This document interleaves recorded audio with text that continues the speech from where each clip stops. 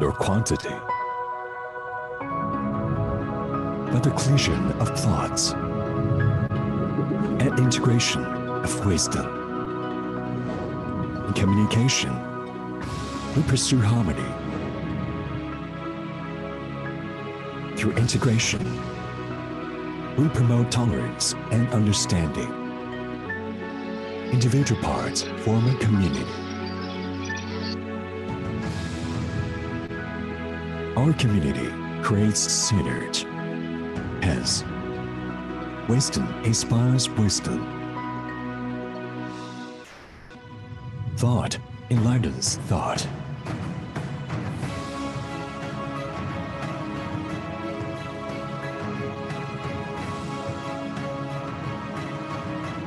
"15 universities in Asia join hands to establish a community of innovation and wisdom.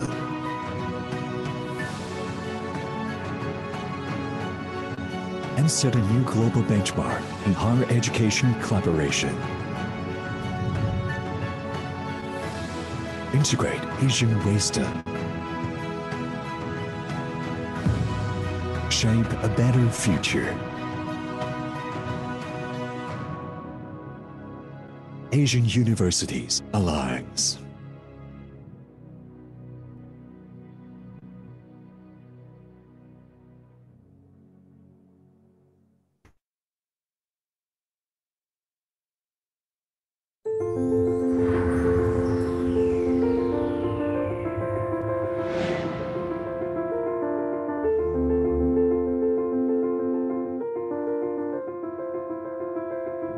This is Indonesia,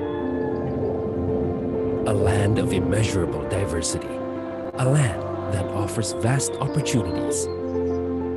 This is the nexus of hopes and aspirations from across the archipelago. Bersama, kami berikan kontribusi nyata lewat inovasi, karya cipta, dan pencapaian lain sesuai bidang ilmu. Dari UI, untuk Indonesia yang toleran, unggul, dan bermartabat. Welcome to Universitas Indonesia. Since our beginnings, Universitas Indonesia has been continually evolving and building upon our achievements. We have become the biggest, best, and leading university in Indonesia and also Asia.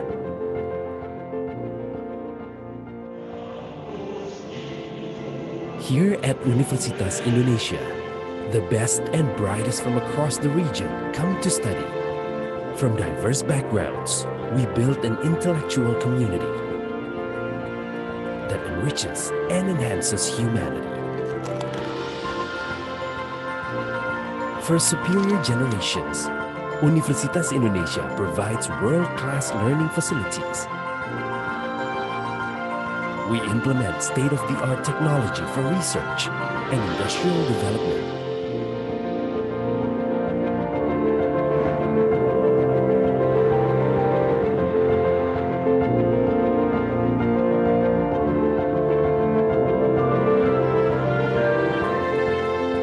Our campus is accessible to all, also to the disabled. This is our commitment for realizing an inclusive educational environment. Universitas Indonesia is fully supported by environmentally friendly transportation and sustainable energy systems. We take pride in being a green and sustainable campus. Universitas Indonesia partners with relevant stakeholders to facilitate and provide ease of comfort for day-to-day activities for all our academic community.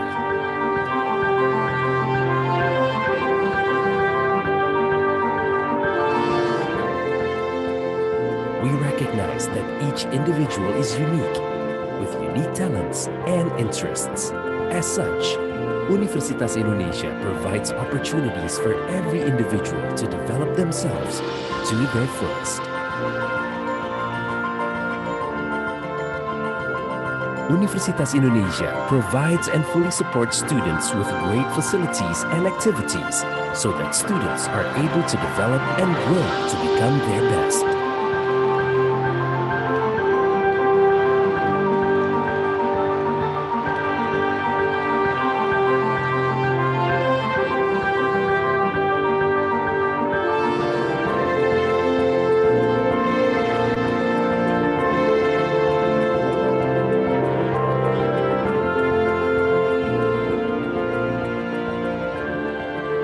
Together, we embrace our diversity to grow the future together.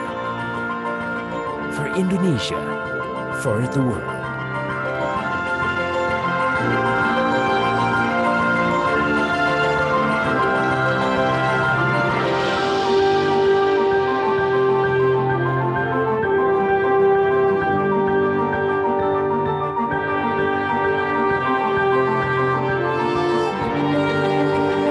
Universitas Indonesia. Unity in diversity.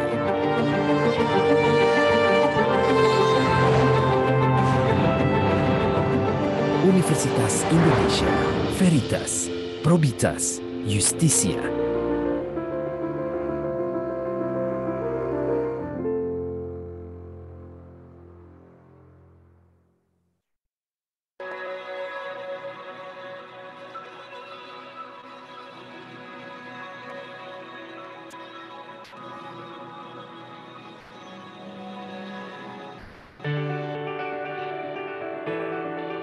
Asia, with its vast and steady growth, has turned itself into the leader of global economy. Indonesia, with its strategic position, has the chance to take the major role in this era. In order to build global partnerships and counteract the threats, strategic policies should be taken. To enhance the nation's competitive advantage, further approach through in-depth, comprehensive studies and researches are crucial. With our long history, has proved ourselves to be a reliable academic institution. After successfully adapting into distinct programs, in 2016, officially the program turned into School of Strategic and Global Studies. School of Strategic and Global Studies Universitas Indonesia contributes the cause by producing qualified human resources and studies. Situated in the heart of Jakarta, the School of Strategic and Global Studies provides a variety of courses on multidisciplinary and interdisciplinary studies at the master's levels. In my humble opinion, I can say that I have a good impression at the first sight. An atmosphere and ambience here support us to gain more and achieve more other than merely classes and handouts.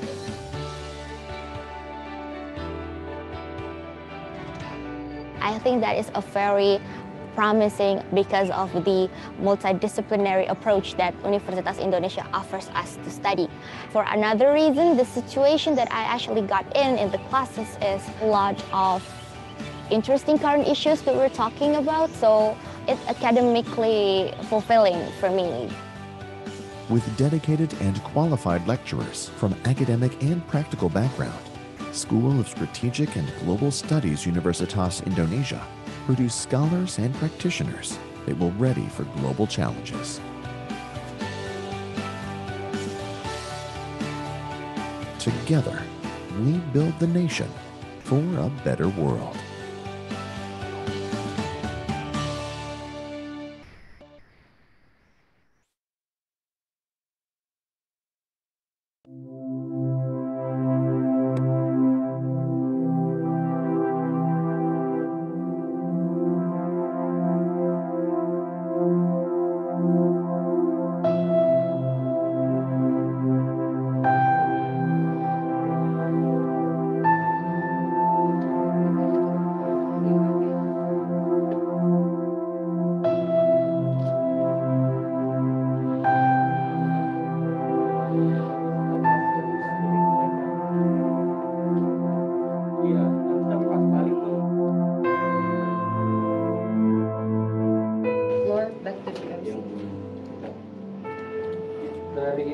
Ladies and gentlemen.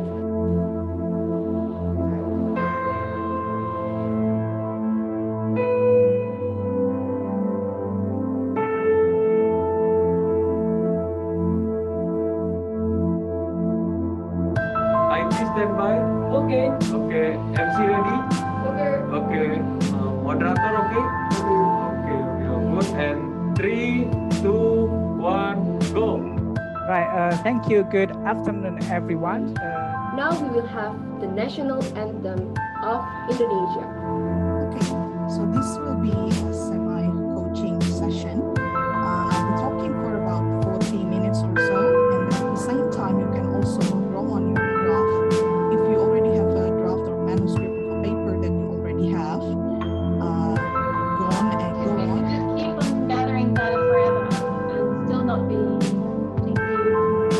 satisfied that we've completed. It's the same problem I was mentioning before.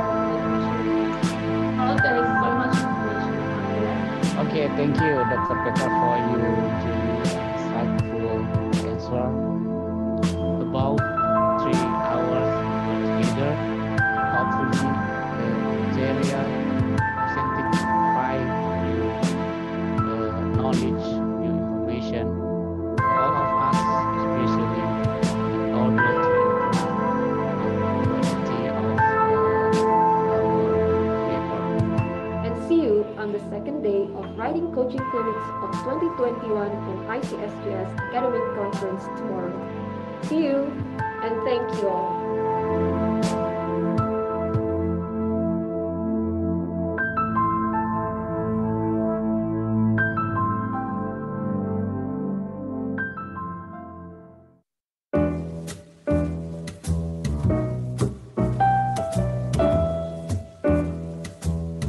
In this focus group today, if you need any assistance, feel free to contact me through the chat. Berikanlah kami kekuatan, berilah kami keriduan-Mu untuk melancarkan acara ini, untuk mensukseskan acara ini. Di hari kedua ini, kami akan meneruskan program kami dari kemarin. Bismillahirrahmanirrahim. Al-Fatihah. Doa selesai. Semoga lancar dan menjawabkan segala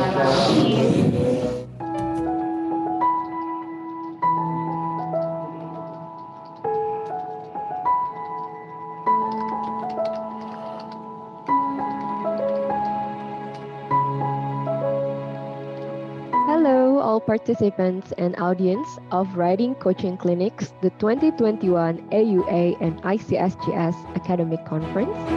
We now in the main agenda of Writing Coaching Clinic sessions that consist of a concept talk and an interactive coaching session. Now, a little bit of example of looking at the journal article. If you visit a high-ranked journal, it's one of the papers that Ms. Gala is using.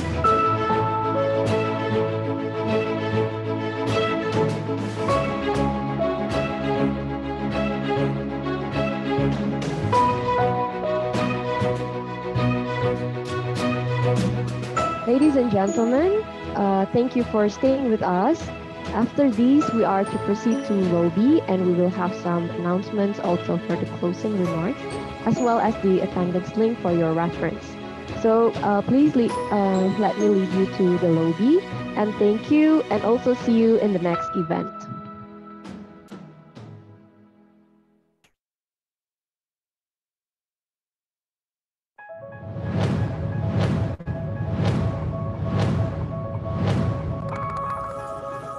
What brings change to the world?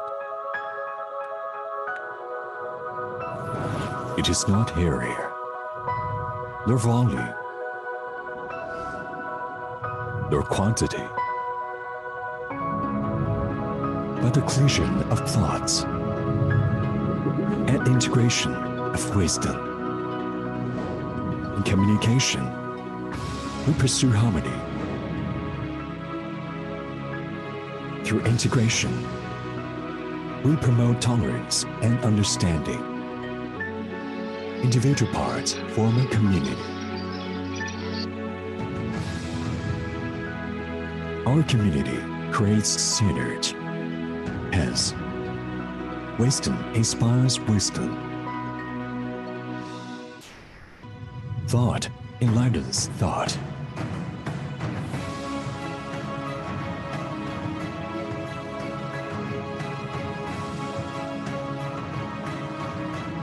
"15 universities in Asia join hands to establish a community of innovation and wisdom.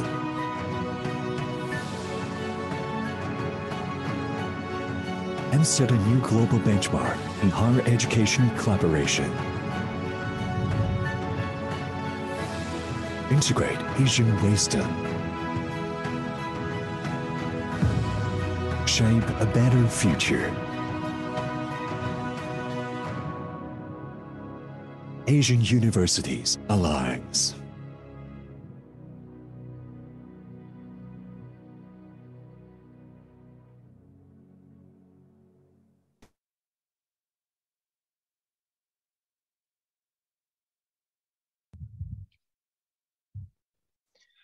Excellencies, ladies and gentlemen, good afternoon from Jakarta, Indonesia, and good morning and evening to some of you in other countries. Welcome to the pre-conference seminar. This is the second program series of 2021 AUA and ICSSGS Academic Conference. This year, the School of Strategic and Global Studies Universitas Indonesia collaborate with the Asian University Alliance, AUA, to bring this significant academic conference with the grand theme of global strategies for the resilient and sustainable post-pandemic world towards a better future for all. This academic conference is jointly organized by Universitas Indonesia, the University of Tokyo, Tokyo University of Marine Science and Technology, TUMSAT, University of Malaya, and UCSI University. We proudly present this program pre-conference seminar to accommodate the conference participants across universities to have a roundtable research sharing discussion. Thank you to the focus groups discussants and audience to join this significant program. I am Victorina Arif. And I am Iksan Gifari. It is a great honor for us to be the master of ceremony of this event. We are pleased to inform you that among us here we have excellencies.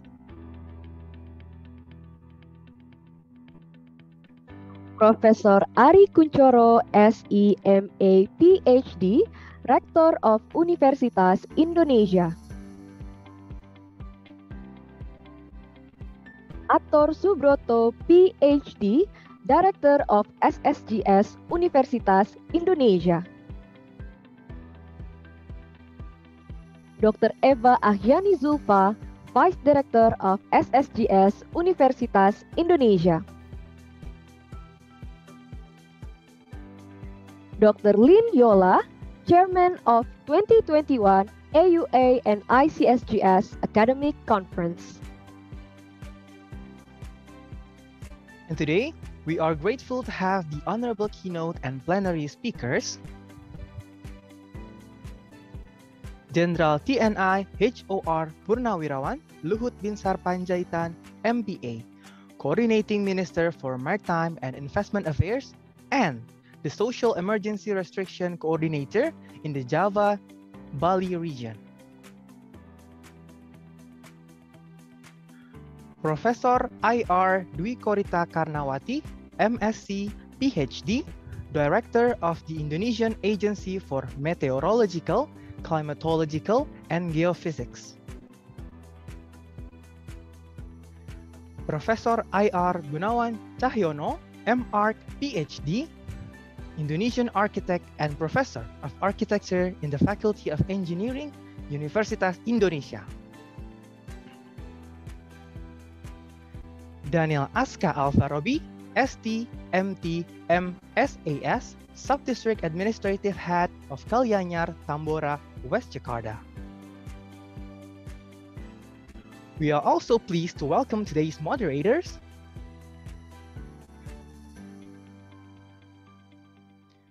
Professor Dato Dr. Ahmad bin Ibrahim, FASC from UCSI University Malaysia, Ibrahim Khalilur Rahman, SE, MSE, PhD from Universitas Indonesia. Allow us to give some information about the pre-conference seminar. This event is brought to you for one-day program, and we will have two main sessions today. First, the plenary sessions for the keynote and plenary speech, and we will have a discussion forum. Today, this session brings the theme of strategies and adaptations to the pandemic and emerging response. Then, we will have 2 breakout rooms for each focus group discussion across the topics, according to the major conference area. The strategic and global studies are meant for social and humanities, while the sustainable development approaches are allocated for science and engineering track. You might choose either one of them in the breakout room according to your expertise, background, or preferences. Excellencies, ladies and gentlemen, as the host of the event, now we will have the national anthem of Indonesia. Full salutation.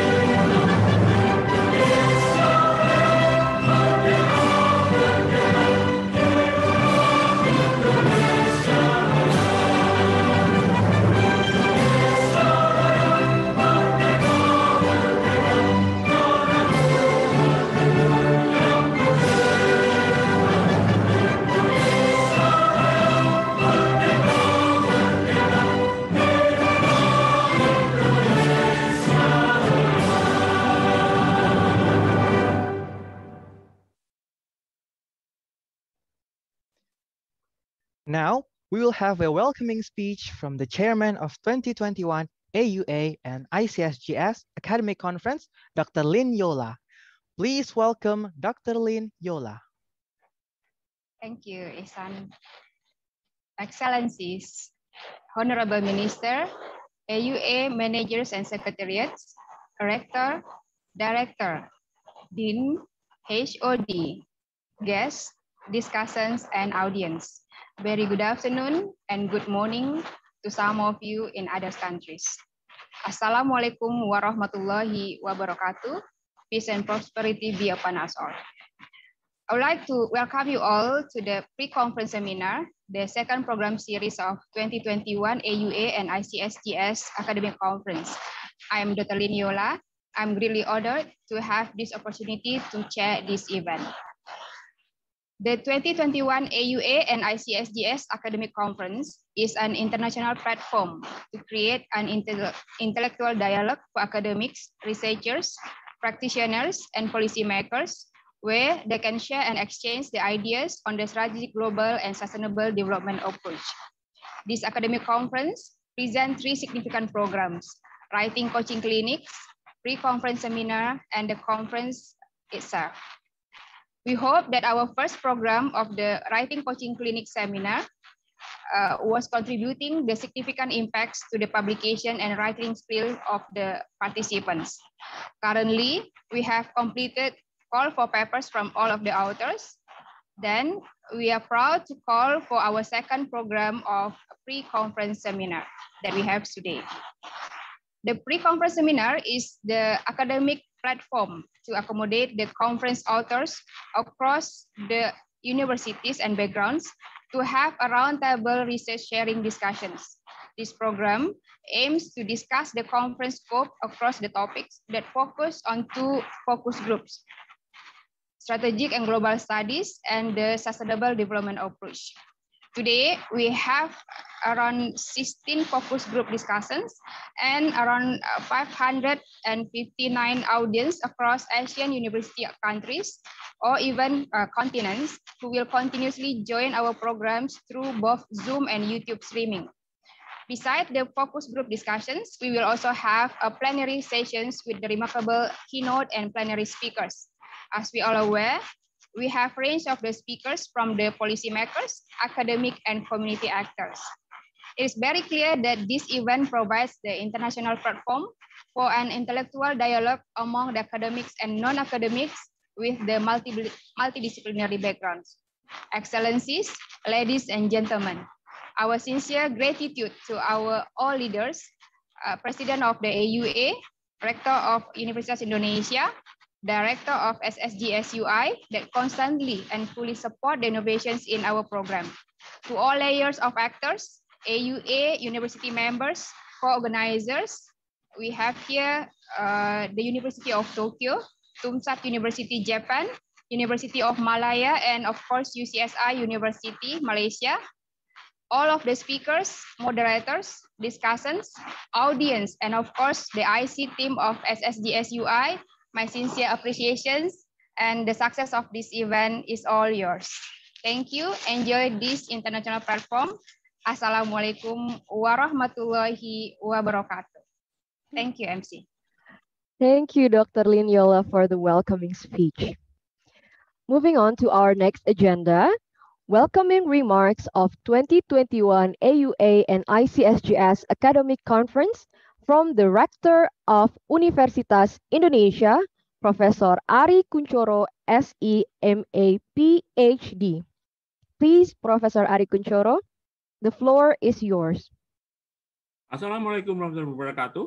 Om Swastiastu, Namo Buddhaya, peaceful greeting to all of us. Your Excellency, Coordinating Minister for Maritime and Investment Affairs, Republic of Indonesia, our Honorable Speaker, our Honorable Universitas Indonesia Vice Rector, Professor, Deans, Director, ASEAN University Alliance Secretariat, and distinguished ladies and gentlemen. As an Indonesia forefront higher education, Universitas Indonesia keeps its commitment to elevating the quality of academic and research development in every field to answer the global challenge and issues. With this, Universitas Indonesia is proud to collaborate with the ASEAN University Alliance to present the 2021 ASEAN University Alliance and ICSSGS Academic Conference with the theme of global strategies to a resilient and sustainable post-pandemic world toward a better future for all. There is no doubt that the pandemic crisis threatens almost all sectors of the global system. Thus, this year's conference objective focuses on sharing research findings and professional experiences to impact the post-pandemic world. Excellency, ladies and gentlemen, this event, the pre-conference seminar with the theme Strategies and Adaptation to the Pandemic of Emerging Response, provide a platform for intellectual sharing and dialogue for authors of the 2021 ASEAN University Alliance and ICSSGS Academic Conference from multidisciplinary background. We bring this program to give opportunity for authors to discuss their research findings across the topic, so the concluding argument within the conference scope will be clearly presented. To keynote speaker, plenary speaker, discussion, and moderator of this event, it is an honor to have your valuable sharing today. To our co-organizer, the University of Tokyo, Tokyo University of Marine Science and Technology, University of Malaya, and UCSI University, it is our pleasure to professionally work with you. We highly hope that this forum brings a significant insight for the authors of the conference and participants and audiences from academic and non-academic background. Hereby, I officially open this event, the 2021 ASEAN University Alliance and ICSSGS Academic Conference. Wassalamualaikum warahmatullahi wabarakatuh. Thank you, Professor Ari. Excellencies, Ladies and gentlemen, we are proud to have keynote speech from the Honorable Coordinating Minister for Maritime and Investment Affairs Indonesia, General TNI HOR Purnawirawan Luhut Binsar Panjaitan, MPA. In the context of this event, Honorable Minister Bapak Luhut Panjaitan will deliver his keynote speech as the coordinator of the social emergency restriction in the Java Bali region with the title of The Indonesian Strategic Policy on Emergency Restriction During Pandemic and Its Implications. Bapak Luhut Panjaitan, please, the floor is yours. Good afternoon. Assalamualaikum warahmatullahi wabarakatuh. Excellencies, Rector of University Indonesia, Professor Ari Kunchoro, Director of School of Strategic and Global Studies, Universitas Indonesia, Atur Subroto, PhD, Honorable Speakers, Ibu Korita, Profesor Gunawan, Dr. Daniel, Deans, Directors, distinguished guests, ladies and gentlemen. It's a great honor for me to be here today, so we can attend a special event, 2021 AUA and ICSSGS Academic Conference, which discuss strategic and global innovative research idea towards a breakthrough on global impact for society environment. In this opportunity, I will delivering a keynote speech on the topic of the Indonesian strategic policy and emergency restriction during pandemic and its implication. Since mid-June, Indonesia daily COVID cases were increasing due to the Delta variant. Daily cases which were below 10,000 in May jumped to a peak of more than 56,000 cases per day, with close to 50,000 cases occurring in Java and Bali. At the time, active cases had reached more than 550,000. In consequences, hospitals and other healthcare system were its limit. To this situation, restricting people mobility was the only option that must be taken. As of July the 3rd, the government started implementing the emergency community activities restriction enforcement, or PPKM, in Java and Bali to reduce and restrict people mobility. The restriction was carried out in order to suppress the spread of the virus and provide more time to increase the capacity of national health system, which is, I think, that time is very, very serious situation because all the hospital emergency full of people.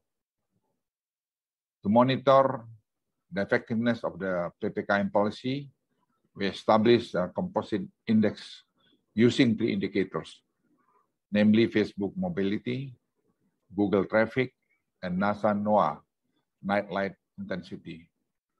These 3 indicators enable the government to accurately monitor the movement of people at this district or city level with a relative short lag. On top of that, the result of our econometric modeling show information that how much mobility should be reduced and how long until the impact will be visible. This analysis is allow us to provide clear targets and specific policy recommendations to regional government, Indonesian National Armed Forces, and Indonesian National Police. Distinguished participants and ladies and gentlemen, the COVID-19 pandemic will not be controlled if we do not strengthen our 3T, testing, tracing, and treatment. The improvement in tracing is carried out by putting the TNI and Polri in charge, in collaboration with the Community Health Center, Puskesmas, and the regional head office. The results are solid, as we are able to increase our tracing from 3 close contacts per confirmed case to currently has reached more than 12 close contacts per confirmed case. Our testing capacity has also been increased by 3 to 4 times compared to the period before the Delta variant outbreak. We found the Delta variant is more infectious, and the patient oxygen saturation could get worse rapidly compared to Alpha variant. The spike in death rate was caused by the large number of people who chose to self-isolation at home were already in critical condition when arrived at the hospital. In order to break the Delta variant chain in infection and reduce the death rate, the centralized isolation facility became an important strategy by bringing a COVID-19 tested positive person to centralized isolation facilities. We are ensuring that person will not infect others and will receive adequate health care. Distinguished participants, ladies and gentlemen, the COVID-19 pandemic will continue to occur around us. Number of countries that implement the zero COVID strategy have begun to shift and prepare themselves to treat COVID-19 as endemic. In the process of transitioning from pandemic to endemic, vaccination is a necessary condition. Currently, we still have to work hard in order to be able to reach the 70% of coverage vaccination by the end of this year. Since we have not reached our target for vaccination, in order to prevent new outbreak, reopening the economy must be carried out gradually.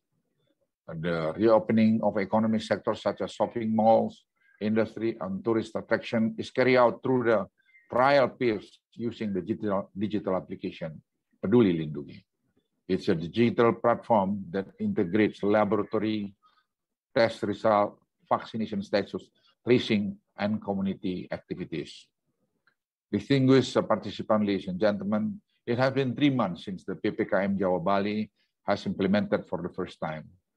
FKM UI calculation show that for the first time, Indonesia effective reproduction rate is below 1. The positivity level is currently below the WHO standard of 5%.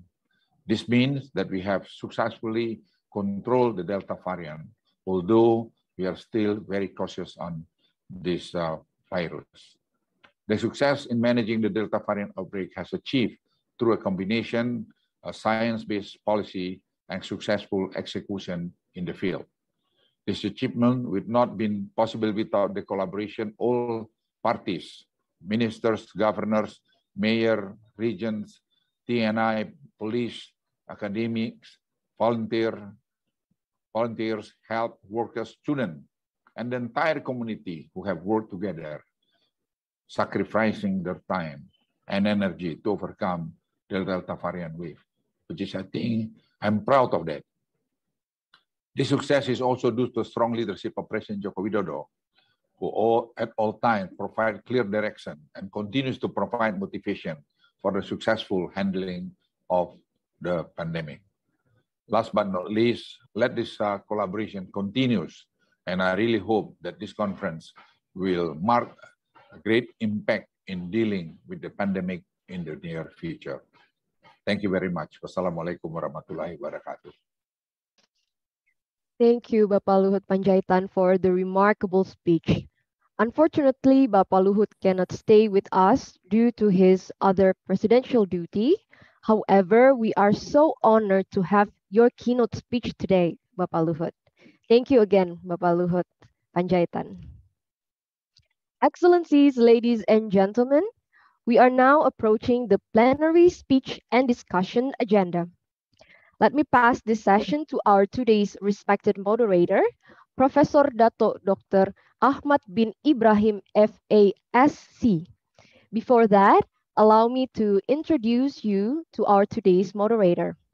He holds his PhD in wastewater engineering in the United Kingdom and Bachelor of Chemical Engineering in Monash University, Australia. He was also a Fulbright Fellow in Cornell University, USA, and an Advanced Management Program in Templeton College, Oxford University, United Kingdom. He is now actively involved in new initiatives to develop improved guiding policies for the advancement of science, technology, and innovation for the country. In a nutshell, he has made contributions to the nation's pursuit of scientific R&D, development of S&T policies for Malaysia, marketing of palm oil worldwide, and creating public awareness of S&T through his writing in the media. He is now a professor of chemical engineering at the UCSI University Kuala Lumpur and serves as a Fraunhofer Senior Advisor for Malaysia. Without further ado, let us welcome Professor Dato Dr. Ahmad bin Ibrahim. Please, Professor, the floor is yours. Thank you very much, Ms. Victorina, and thank you to the organizing committee for inviting me to moderate the sessions at today's pre-conference seminar. And I've been asked to look at the session on sustainable development approaches. As have been mentioned in the keynote address, we face a lot of threats. The world faces a lot of threats. We thought we were only facing climate change and global warming, but the pandemic came. And the pandemic is also a big threat to the world. It has disrupted economies and it has brought a lot of sufferings to people all over the world. The number of deaths has escalated. So we are faced with a health crisis and it's not over yet. Although the vaccine has been introduced, and now the latest we hear is that there are some therapeutic drugs that have been developed. So these are good news. But we must remember, I've been told by scientists that the pandemic is also a product of our neglect of the climate change, because the pandemic actually came from disturbed habitats in our biodiversity. It's the microbes which have been disturbed from the natural habitat. It came out and it started infecting people. So the bigger enemy, in fact, is climate change. So I think it's very appropriate that the organizers have picked the theme of sustainable development as the theme for the conference.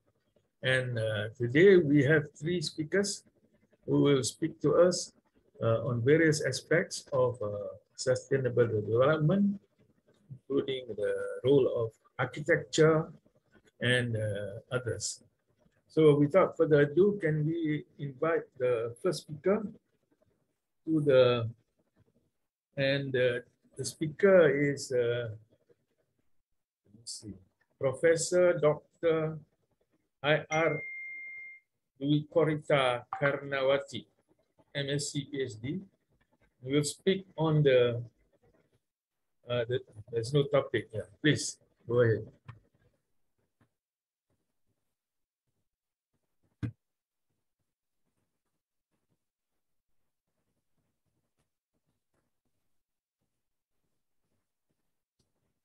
Okay, is the speaker ready? Professor Dwi Korita. Yes, excuse me. Thank you very much for the time. I'm sorry. Thank you very much for the invitation to thanks to Professor Dato Ahmad and also to all colleagues in the Zoom. And I would like to share several aspects related to disaster warning and alert in Indonesia, especially during this pandemic. And I would like to emphasize on the challenges and the innovation that we need to further improve. First of all, I would like to briefly illustrate how the complexity and dynamic of the challenge in Indonesia is not only related to the tectonic condition, like what I see in the map at the bottom, the two bottom maps, Indonesia is situated in the most active plate tectonic region, as well as in the ring of fire. Actually, it's not only single ring of fire, but also influenced or controlled by the Circum-Mediterranean. That's the ring of the volcanic activity coming from the Asia. It's not only surrounding the Pacific, but also coming from the Asia, from the western part. Well, then again, next slide, please. Indonesia is also situated, no, it's that slide number 4, please. No, slide number 4, I think it's different.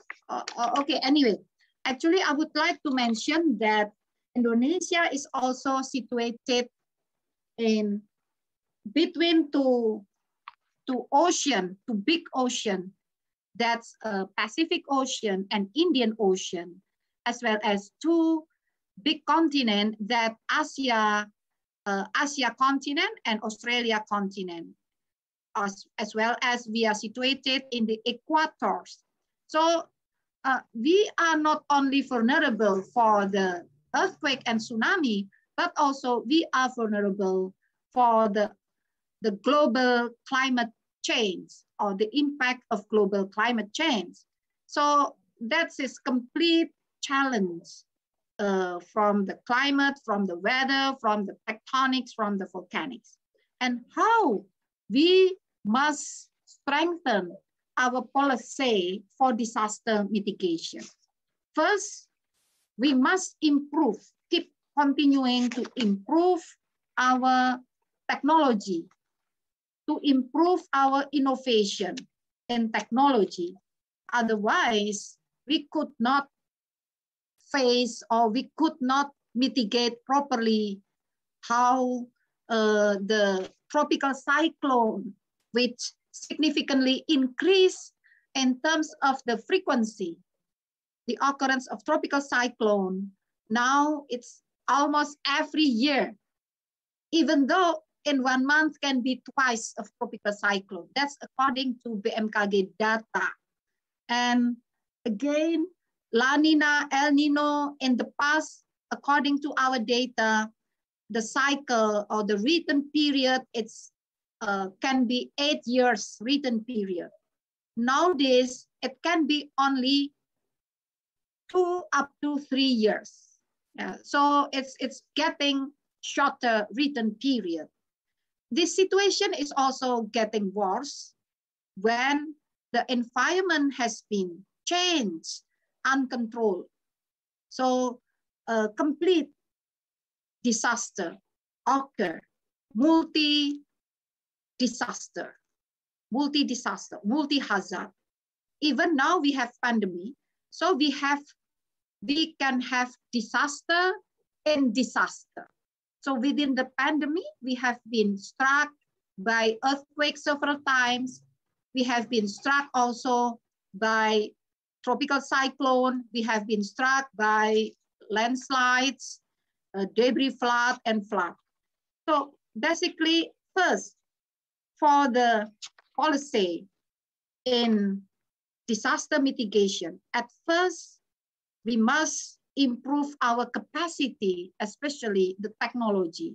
Indeed, like BMKG, working together with other institutions, national and international institutions, we improve our capacity, such through tsunami early warning system. Now we have early warning system, but still limited to the tsunami warning due to the tectonic, due to the earthquake, because 90% of the tsunami occurrence mainly due to the earthquake, due to the tectonic, like what happened in Banda Aceh. However, since 2018, we struck by tsunami Palu. Normally, tectonic tsunami, it has about 30 minutes, 20 to 30 minutes to come after the earthquake struck. However, like in Palu, The tsunami arrival is very quick, very fast, only within 2 up to 4 minutes. And our existing early warning was not designed for the tsunami like what happened in Palu, because it was not purely tectonic tsunami. According to the tectonic knowledge, it's supposed not induce the tsunami because the fault, the earthquake was due to the strike slip fault, which actually not result in tsunami. However, the fault result in landslides, submarine landslides. So the tsunami was not purely due to the earthquake, but due to the submarine landslides. Similar, in Sunda Straits, we have another tsunami, and it was not due to the earthquake. It was due to the volcanic eruption and inducing submarine landslides.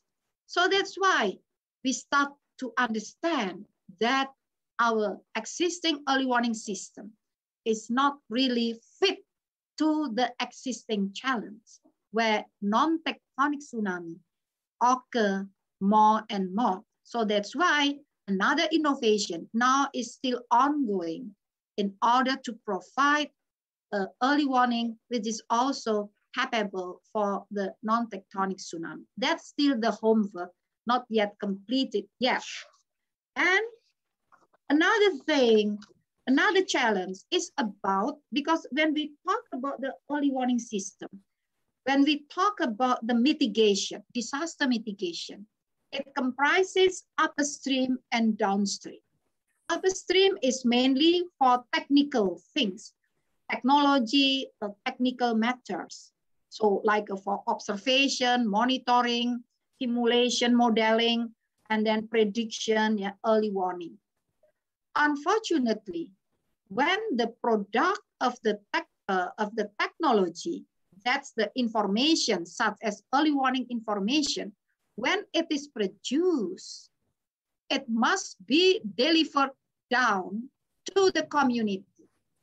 So the community in the impacted area must receive that information as early as possible so they can provide proper response to save their life.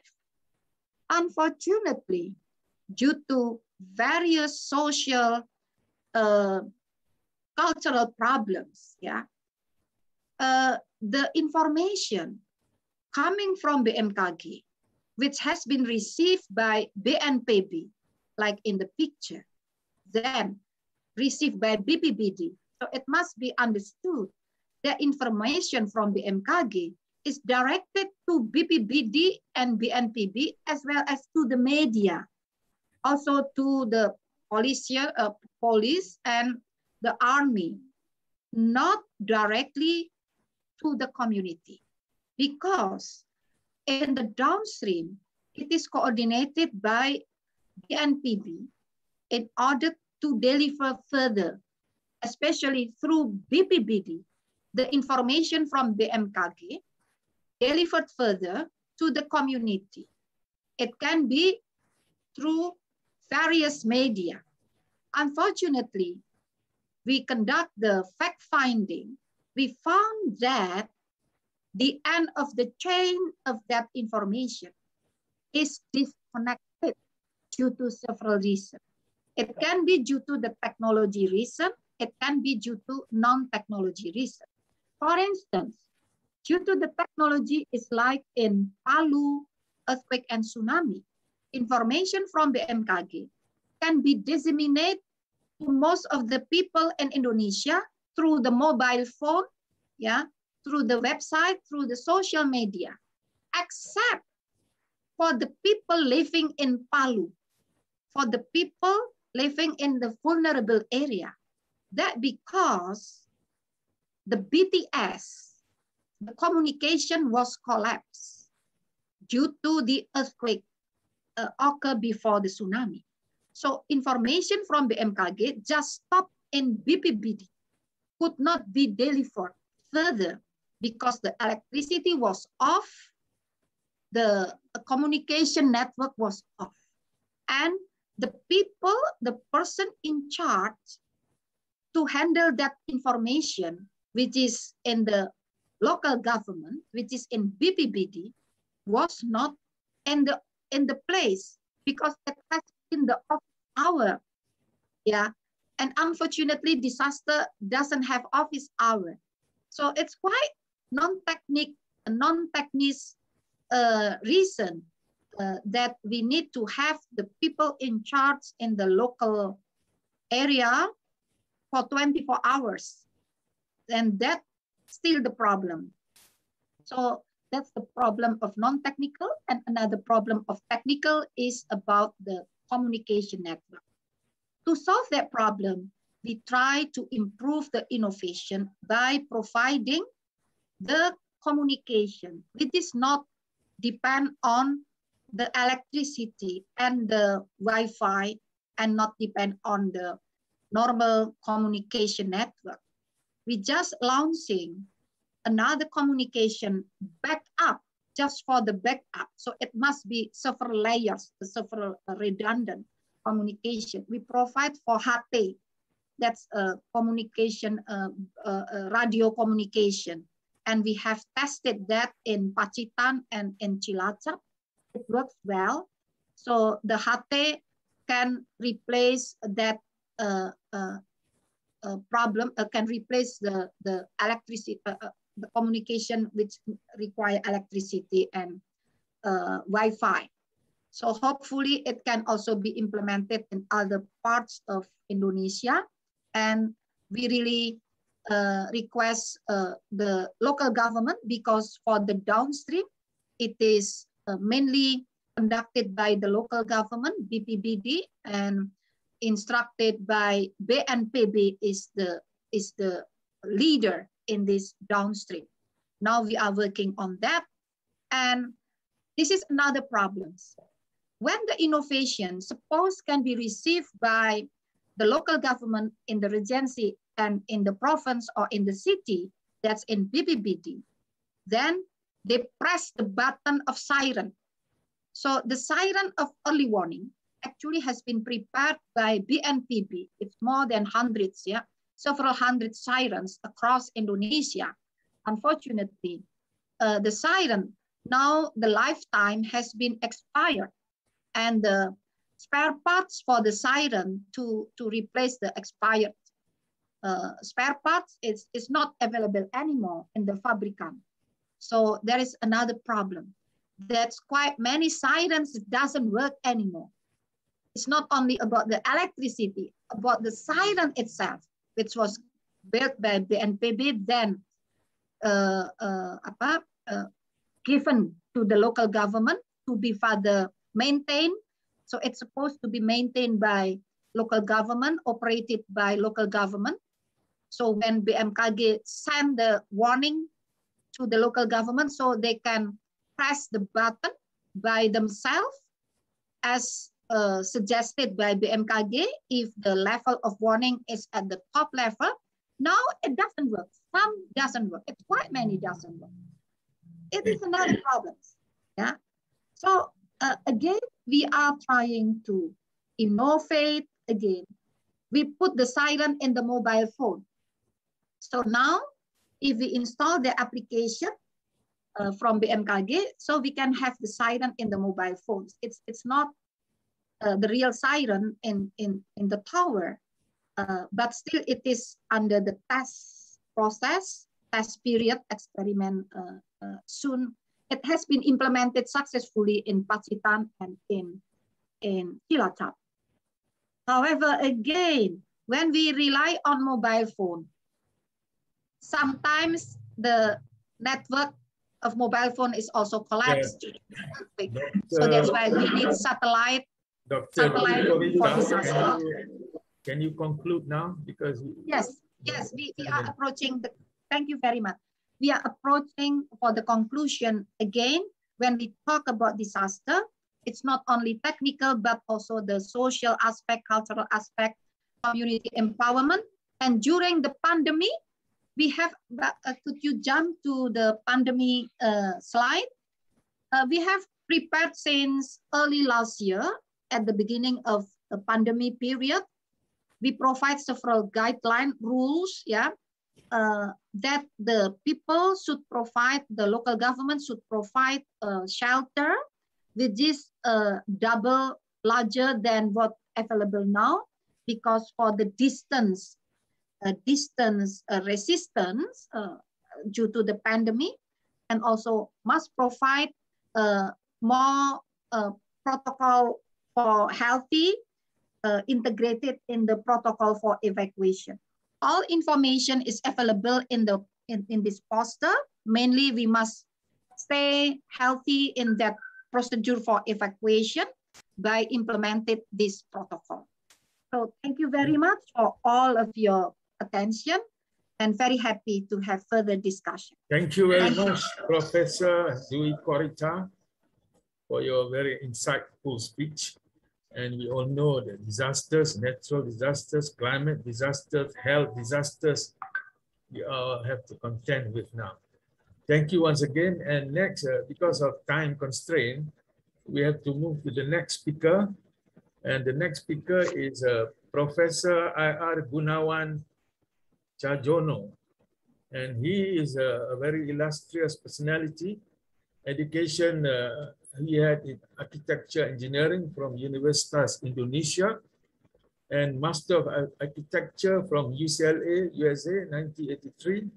PhD from University College Berkeley, USA. And he is a professor in architecture, Faculty of Engineering, Universitas Indonesia. He's got a long list of achievement, so I have no time to go through all of them. I hope the participants can look at the information that is dished out by the committee. Please, Professor Gunawan. Thank you, Professor Dr. Ahmad Ibrahim, for the generous introduction about me. My dear colleagues, I cannot mention all of your name, but all of you are honorable. So let me share my screen.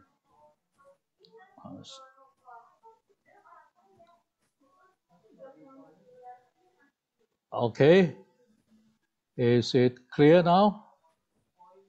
Yes, yes, very clear. Okay, let me see whether it can be full screen. Please try to keep your time to 10 minutes, Professor. Okay, my topic is the redomestication of humans, urban spatial change to live by the pandemic. The pandemic is not over, all of you know that. Thus, we still need to live by it.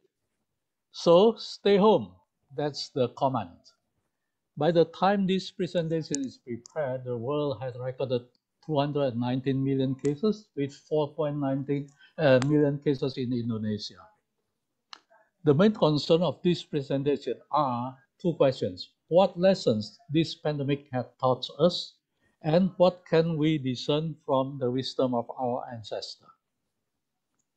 You can see, of course, all of you know about this. The issue raised, the stay-home health protocols have become new standard to live by the pandemic. Thus, we are encouraged to domesticate ourselves. Are we in the era of redomestication of humans? Let us retrospect about how human beings have evolved and what she had achieved with all the creation of the earth. Here are some of the pictures. Domestication of humans. Domestication refers to a process of taming animals and plants by a controllable standard set by the dominant species to the environments with certain means to achieve the aims. In such a process, humans domesticated for reducing wildness, destructiveness, and aggressiveness. Are we now more aggressive? That's the question. A recent discovery of paleoarchaeology and genetics reveals that about 600,000 years ago onward, ancient humans experienced self-domestication. So we inherit the overall figure and social evolution, which leads to civilization. Perhaps the excess of civility leads us to become insatiable and less civilized. you can see the school of ours now become, we don't have huge jaw anymore. These are the process of self-domestication is aftermath. Many scholars suggested that human self-domestication to reduce aggressiveness had involved the development of the concept of commensalism and mutualism in the long process of symbiosis in evolution. It led to the creation of agriculture, private property, city, and state, with also the exploitation of humans upon humans. Here, commensalism and mutualism developed earlier had faded and exploitation of humans had gradually emerged. Under the framework of free market economy, which we are in now, property, wealth accumulation, and progress had further divided differences among cultures with all the consequences. When mutualism is its plus-plus condition, commensalism plus and zero with no harm to the other, parasitism with plus and minus. That's the picture. Collaboration and social cohesion. Mutual benefit prompts humans' collaborative act. It establishes norms for social interaction and cohesive bond. Yet such conditions did not rule out conflicts, xenophobia, and wars. It was this collaborative act that led to further development of rules to live together and means of protection and strategies for small group survival. A firm agreement of norms and then rules may lead to the agreement of status, lineage, family, community, and even state. Social stratification may lead to class difference and dominance of one group upon others. This is megalothemia, if you're familiar with Fukuyama's work. Here occur the opportunity for one group serve or exploit the others. Collaboration needs inclusiveness and equal recognition standing for those participated. We see the old picture, artist impression, and so on. This is a collaboration act. Human exploit humans, slavery. The practice of agriculture led to settlement formation, and the occurrence of different social groups may have claimed territorial border. At the earlier stage, it was quite possible that the community built shelter for all members, as shown by many village communities today. However, conflicts, battles with captives as the residue had led to the exploitation of humans upon humans after the ideas of production, ownership, and excessive consumptions. If city defines civilization and determines the price of products, then it had also generated human exploitation upon humans. Slavery came out as a byproduct. So we continue. The idea of property, capital accumulation, and class distinction alter consumption patterns from those of subsistence and productive, need-based, to those of conspicuous, leisure, class-based. The growth of wealth had also created the leisure class, whose predatory culture had induced greed and competition to be served exquisitely. By the capitalistic thought, exploration of the earth caused catastrophes such as climate change, pollution, wildfire, flood, and shortage of resources. The modern lifestyle supported by the technological inventions created new norms which had weakened physical health as less bodily movement and long duration of staying in one position at work. Spoiled by the ability to accommodate the environment, we live in a comfort condition and consider it as a given and a norm. Then comes the COVID, which stopped our growth. Here, what we did. A revisit about domestication. Domus, which later adopted in English, dome, meaning house, is the root of domestication. Yet we have no idea about what habitation was like in the past. Dome was perhaps a temporary shelter erected by our ancestor in order to stay for expecting the plants she had tamed yielding the consumable products. This entails the earlier settlement despite its temporal dimensions. multifunctionality of dome environment. By building domes, humans establish a place of existence. In and around it, the daily activities have taken place, including worshipping, working, rearing, communicating, domesticating, storing, educating, entertaining, body cleaning, resting, eating, and caring. Entire smaller social unit grows with the house environment, as almost all resources are within reach without transport. House environment was a microcosmos which provides an engaged meaning of life. Thus, the ancient humans had mostly stay home and conducting daily life around home. Now we introspect ourselves. While staying at home, we may rethink our act prior to the pandemic. The world had been suffered from our greedy exploration. You have 2 Sure. minutes. Thank you. 2 minutes. Our sky seldom so clear, the air never so pure. We seldom notice the abundance of domestic activities which had been undertaken by family members. We seldom aware of the existential will for other family members. And by the advancement of technology, we can do many things at home. We can thus rediscover the meaning of home and then humanity. Challenge ahead. So the lesson, learning from self-domestication of early humans had provided a certain insight which might lead us to different paths of civilization. First, the path to civility could have led to communal resource possession, such as land, water, air, and energy for isothermia. Second, the path to strengthen family ties with more equal distribution of responsibility with sound household management in education, healthcare, entertainment, sport, and other need-based consumption.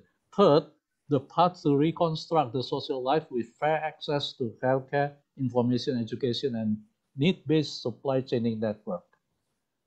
Fourth, the path to alter production and consumption distribution network ought to be managed by the communities of smaller social units. Fifth, the path to engineer the process of social order and fair distribution of power. Sixth, the path to restructure the cooperative type of production, draw economy to its original meaning, ensuring fair share and distribution of income with environment consideration. 7, perhaps we should follow the path of the donut economics model versus that of growth-oriented one. 8, plan with mission for innovation to empower improving our environment. So the pandemic draws us back to the basic humanity by providing the opportunity to rethink the current malpractice which caused the exhaustion of our mother nature. These malpractices have also created social injustice, increasing the gap between the rich minority and the poor majority. Staying home may ask you to either complain about the disruption of normalcy or to reflect for finding a new rethinking framework. I prefer to find the new path based on the wisdom of ancient self-domestication for a more human nature. So, fair distribution and uses of urban space need regulations, which ought to be community-based with necessity as the measure. In this regard, city and village become a continuum of settlements. There will have no urban-rural divide as urban lifestyle will merge with that villages. The role of design school ought to reorient their approach from design for to design with. Design ought to take serious efficiency and justice with sustainable development goals as major considerations. I would like to express my appreciation for Professor Lai Chi-Kian for informing me about donut economics model. So thank you very much. Thank you very much, Professor Gunawan. Very interesting analysis of how human is going back to be domesticated. I think over the last many years, we have gone wild. We have been destroying the environment. And now the pandemic has forced us to go back and be domesticated. Very good. Thank you very much. Next, we have a speaker, Dr. Andes Daniel Azka Al-Farogi. He is actually the sub-district administrative head of Kalyanar, Tambora, West Jakarta. Please welcome Dr. Andes Daniel, please.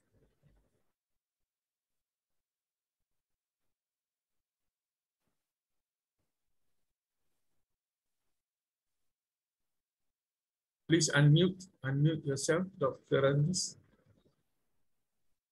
Yeah. We can't hear you. You need to unmute. Assalamualaikum warahmatullahi wabarakatuh. The Honorable Pak Rector of the University of Indonesia, Pak Arif Kunchoro, the Honorable Coordinating Minister of Maritime and Investment Affairs, Pak Luhut Binsar Panjaitan, the Honorable Director ICSSGS UI, Pak Otor Subroto PhD, the Honorable Conference Chairman, Dr. Lin Yola, and the Honorable all invited speakers and moderators, also the seminar participants whom I respect. Thank you for the opportunity and an honor to take part in today's pre-conference seminar. I hope that my experience while serving as Lurah Sub-District Head in Kalianyar can be useful and enrich our discussion today. I would like to introduce myself. My name is Daniel Askal Farubi. I was the former Sub-District Head in Kalianyar from 2016 until August 2021. And just now I have my new position as Secretary of the District Head in Palmera. In summary, what will I convey today is divided into three topics, namely where and how is Kalianyar Sub-District, how was Kalianyar COVID-19 in Kalianyar Sub-District, and how did the people of Kalianyar respond.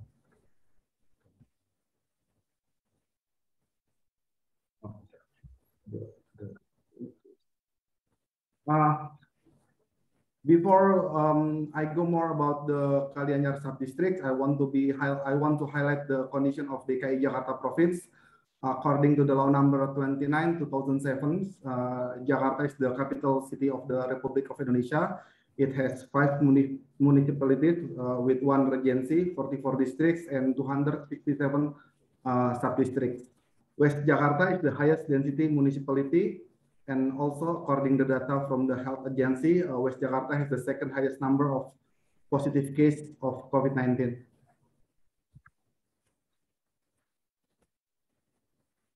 West Jakarta is divided into 8 districts, and Tambora is the highest population density districts. Kalianyar Sub-District has an area of 31 hectares with 29,000 people. So the population is not quite high, but the problem here is the area is very small, only 21.8 hectares. So the density is 5 times higher than the average density in Jakarta city. So from the picture, we can see the condition of the Kalianyar. The buildings are so crowded. The Kalianyar people live in a dense environment and have limited space. And the housing are lacks natural ventilation and lighting. And the main character of the community in Kalianyar is heterogeneous, coming from various ethnic groups. The main types of employment are day labor, private employment. The average per capita income is only 2 until 5 million rupiah per month, or around 135 until 300 US dollar per month. The economic activity in Kalianyar are dominated by the informal sectors in the form of the home industry, especially in confection.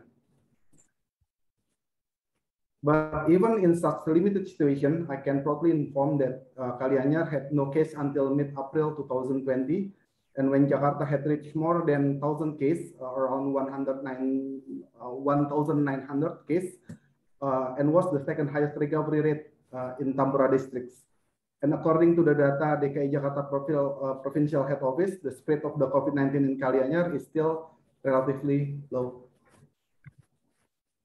Now I want to go back to the early break. So I remember that the governor of the Jakarta already give us the instruction, all the sub-district head, that we have to be aware about the COVID-19 at that time. And in February, I remember in February at that time, it's not COVID-19, it's still called the Wuhan phenomena. Then I believe that the first action is the most crucial to reduce the spread, mostly in the area in Kalianyar, since the area is so crowded. These are the first initial action that we conduct together with the people in Kalianyar, optimizing power network to assist the need, sharing the information aids, and responsible to the community level. We also providing disinfectant collectively, since the local local disaster task force need a time to procure the disinfectant, etc., because the regulation, and that's why we provide disinfectant collectively. We also make we also cleaning and spraying the public area periodically. We also get the aid from our network. At this picture, we can see the BMW give us the aids, and also we make face mask distribution to the people. At that time, actually, the use of the face mask is not what we call it. It's not recommended for the health people actually. The people in the neighborhood in Kalianyar also making a gate in order to what we call it, to reduce the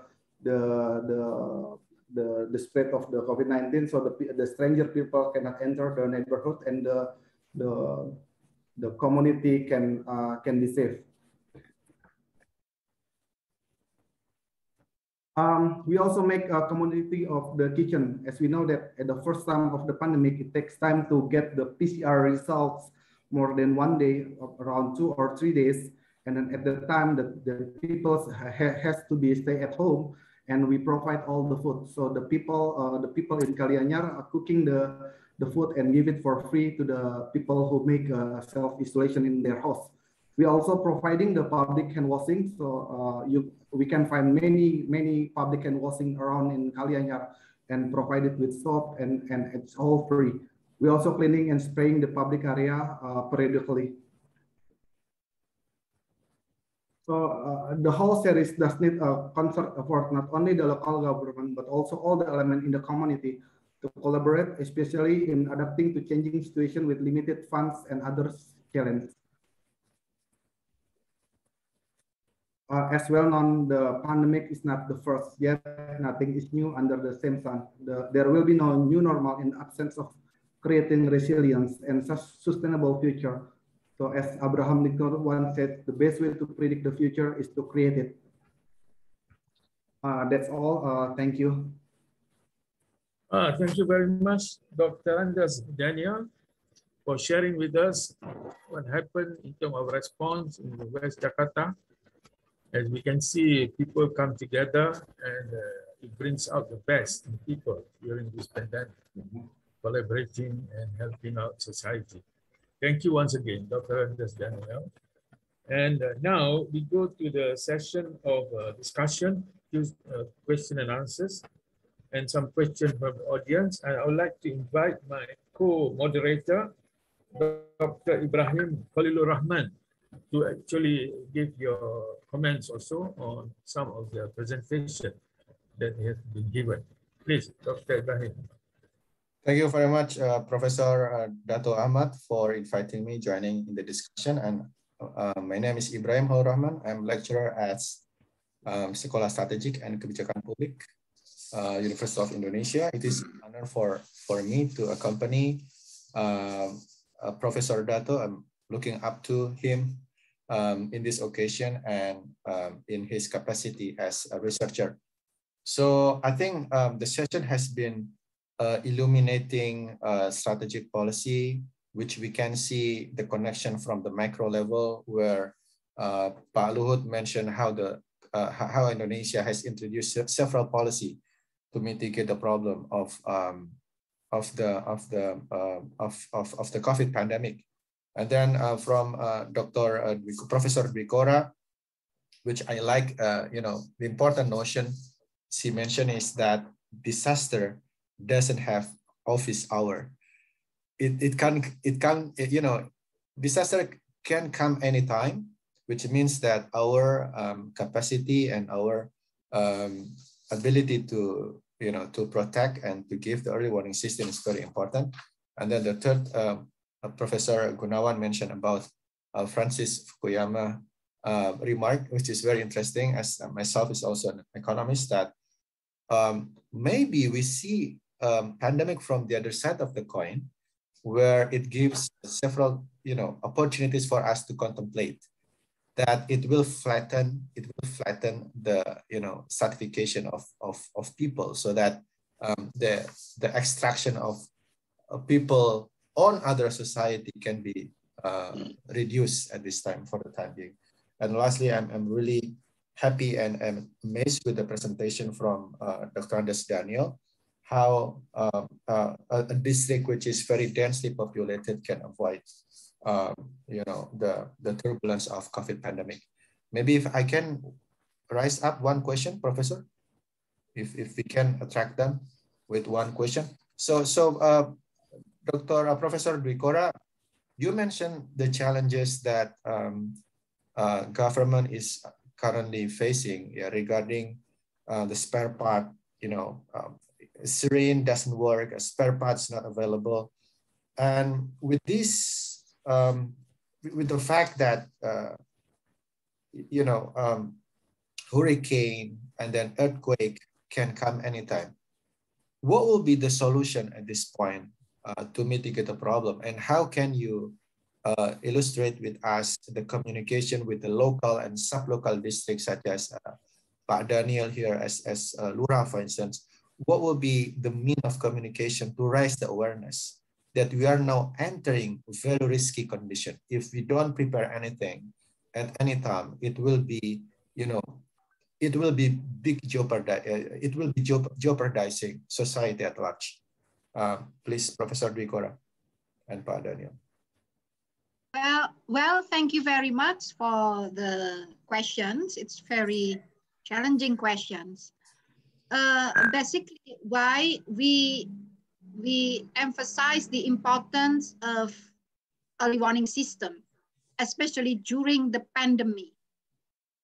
Because if we neglect this importance of early warning systems, it will result in worse situation during the pandemic.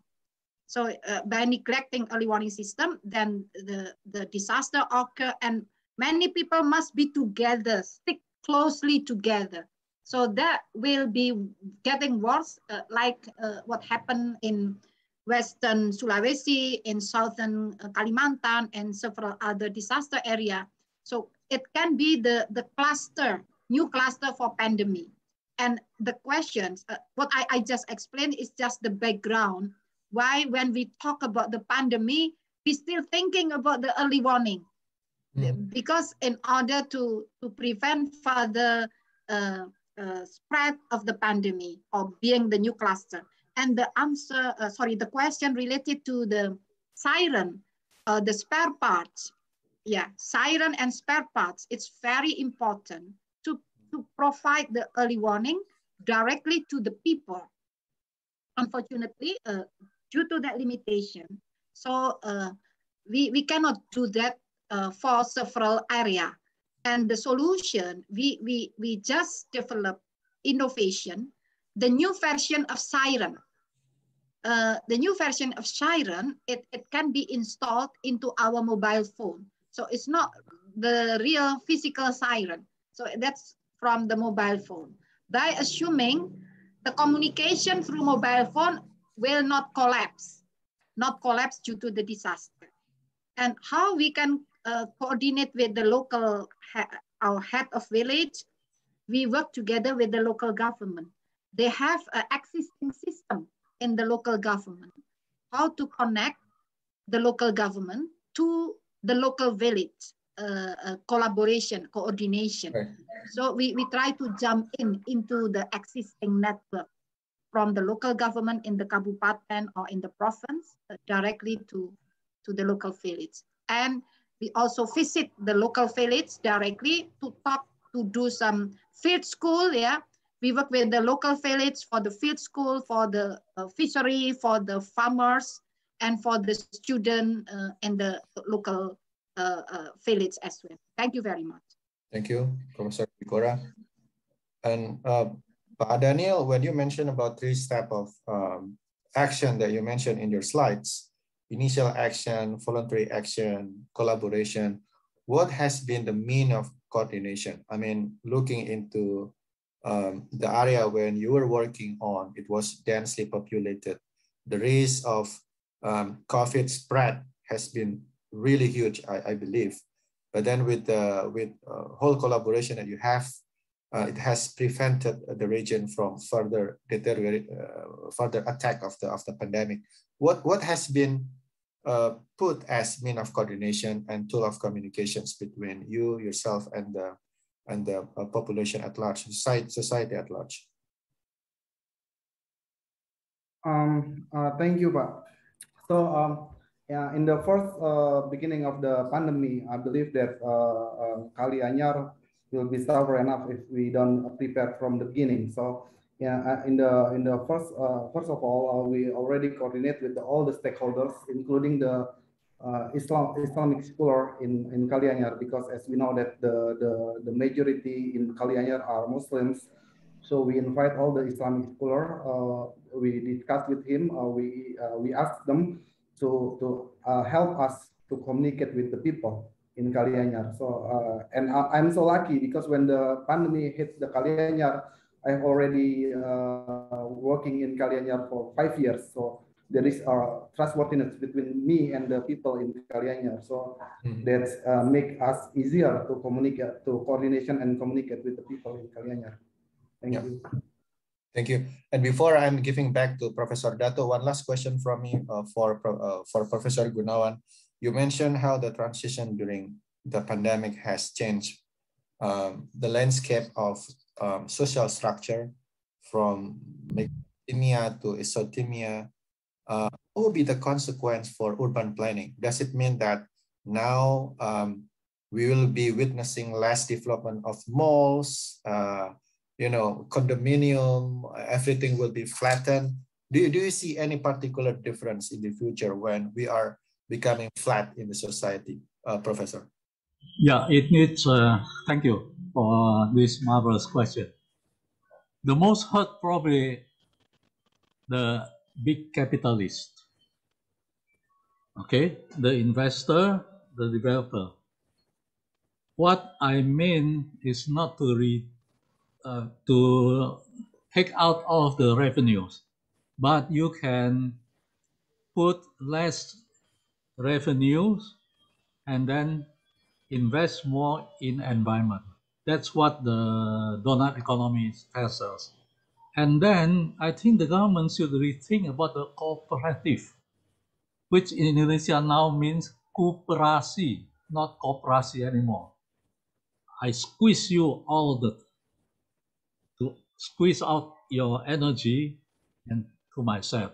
So thus reduce the gap between the rich and the poor, and then conduct a more justice policy from top to the bottom. Thank you, Professor Gunawan. And now I'm giving back to our main moderator, Professor Dato Ahmad. Please, Professor Dato. Thank you very much, Dr. Ibrahim. Those are very good questions. I'm especially interested in the presentation of the views from Professor Gunawan. The re-domestication, that's quite interesting. But do you think that people will change? You know, we are into the new normal, but once things get better, do you think we'll go back to the old normal in terms of greed and all the other stuff?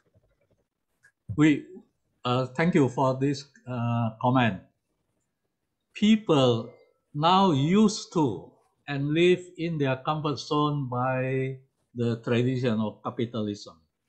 But we need to really aware of what happened before, because I am a survivor of the COVID. So I have the time to rethink all of what happened to me and my environment. I never realized that my wife has so many burdens to work at home. And I never realized that I have the responsibility to also teach my grandchildren. So I have no complaint about what COVID brings us. But because surviving the COVID, it's a blessing as well. So I think we need to really think about ourselves. Live side by side with capitalism is okay, but we have different paths towards civilization. That's what I think. So I just try to conduct a new study about redomestication rather than follow the term new normal and so on. Just go back and rethink so we can make our own theory, not led by all this capitalistic work, especially after the Ronald Reagan and Margaret Thatcher era, which reduced the capacity of government and led a lot of outsourcing of the government work to the consultant and so. I think we need to rethink that. A recent book, Mission Economics by Masukato, also accompanied with Donor Economic. I think it's a very good book and make me to realize that we have to rethink about ourselves. All right, thank you very much. Can we have some questions from the audience? I don't see any question from the audience. On the... Prof. Ahmad, we actually have compiled some offline questions from the audience. Yes. IT team, can you please present the questions? Yeah, please. Yeah, we actually have several offline questions for your reference to all plenary speakers, Prof. Ahmad. Yeah. Okay. Okay. Maybe we could start from the first slide. There is a question here for Professor Di Korita. We are used to face a lot of natural disaster in Indonesia. Now we are forced to manage the pandemic. What should be the main gap of strategies in overcoming for the long-term solution? Okay. Yes. Yeah. Should I answer now? Or, yeah, you can answer now. Okay. Yeah. All right. Well, indeed, now we are still in the pandemic period. And unfortunately, the disaster doesn't care whether there is a pandemic or not.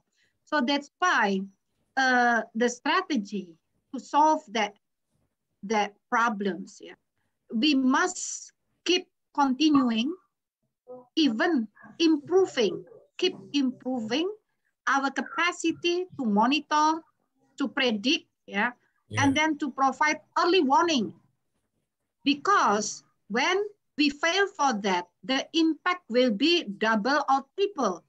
Because not only victims due to the disaster itself, but also multiple impact to the pandemic.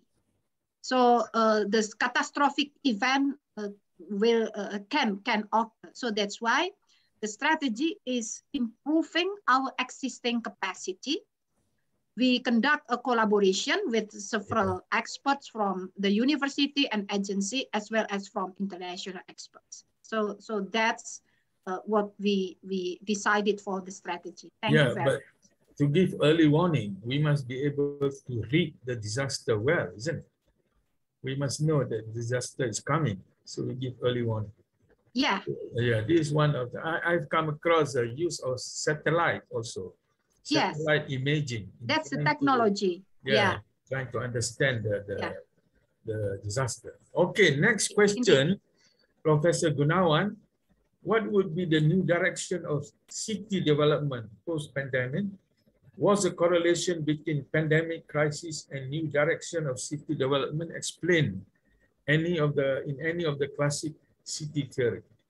If you could recommend what goal of SDG is to be amended or added in response to the pandemic issues? Please, Prof. Gunawan. Okay, I want to know who asked this question actually. Well, we don't have the looks like it's a planner.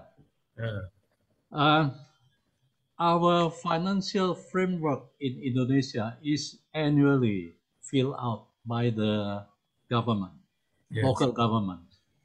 So in terms of this framework, usually the city provides policy, provide the design, which is for the community to accept without any rejection. So I design for you. With this framework, we can do very little. What I propose is to change this framework, not design for, but design with the community. So it needs a longer period of construction of the policy and also the plan to develop. So development is for human. It's not for building or sanitation. Of course, it's for human too. We need to construct a good or civilized person. So that's the first question. Yeah. So we need to turn the previous city theory or planning theory upside down after the COVID. The second question, sustainable development goals, put the goals up to 2030 for all of the nations who committed to achieve. It's not over yet. Then come the COVID. So many from the 17 goals, many are still applicable. We don't need to amend it. I say, what we need to consider is to control the crowding instead of density in terms of city. In the goals 11 is sustainable cities and communities, right? Yeah. So develop the community, develop the citizen, then the city will be developed quite well. Yeah, that's right. The crowding. Actually, one of the big issue in the pandemic is the overcrowded facilities. And if you look at the cases in the pandemic, most are concentrated in the urban areas because of the crowding. So maybe there'll be a spread of urban into rural, as you mentioned in your speech as well, isn't it, Prof. Gunawan? Yeah. Thank you. All right. Now we have another question for Dr. Anders Daniel Askar. Pandemic is a real threat to all layers of communities, including the poor and the informal communities. As the sub-district head who is so close to the poor, what are the national policies to be improved or replaced in response to the pandemic with concern on the poor especially? Dr. Anders Daniel? Thank you, Pak. So actually, we already have several programs in order to help the poor that impact from the pandemic. Some of the program is called Bantuan Langsung Tunai. So we give the money direct to them, and then also we give the sembako like rice and sugar and etc. So these are the direct impact of the. I mean that are the several concerns from the government, and then in connection with the improve of the pandemic. So I think we have to help the informal sectors. So we believe that informal sectors are impact so hard because of this pandemic. So we do need to help the informal sectors like direct loan or with a very small interest or maybe an aid to the informal sectors. Thank you very much, Dr. Anders Daniel. Oh, there is a question for myself as well. I'm not the plenary speaker, right? But anyway, this Indonesia and Malaysia, in fact, all countries are going through tough time in the pandemic. And of course, I can see that there is more urgency to collaborate among nations, to share how we have managed the pandemic. Equally, I think ASEAN, Indonesia and Malaysia and all the ASEAN countries, we need to come together and look at how we're going to manage such kind of disaster in the coming future. But I believe that technology is one of the key areas that we need to look at. And we have now use of technology like digitalization and industrial 4.0. So this should be applied to the health sector, the economic sector, and I think Indonesia and Malaysia, there are a lot of opportunities to collaborate. As you know, Malaysia and Indonesia, we are together we produce 90% of the world's palm oil. So, so we can cooperate together, then it will be good for both countries. There is a question now for yes. Can you show the other slide, please? Yeah, the slide. No more questions? That's all from the offline questions. That's all from the Ahmad. offline Yeah. questions. All right. Yes. Then I saw one question from the chat box.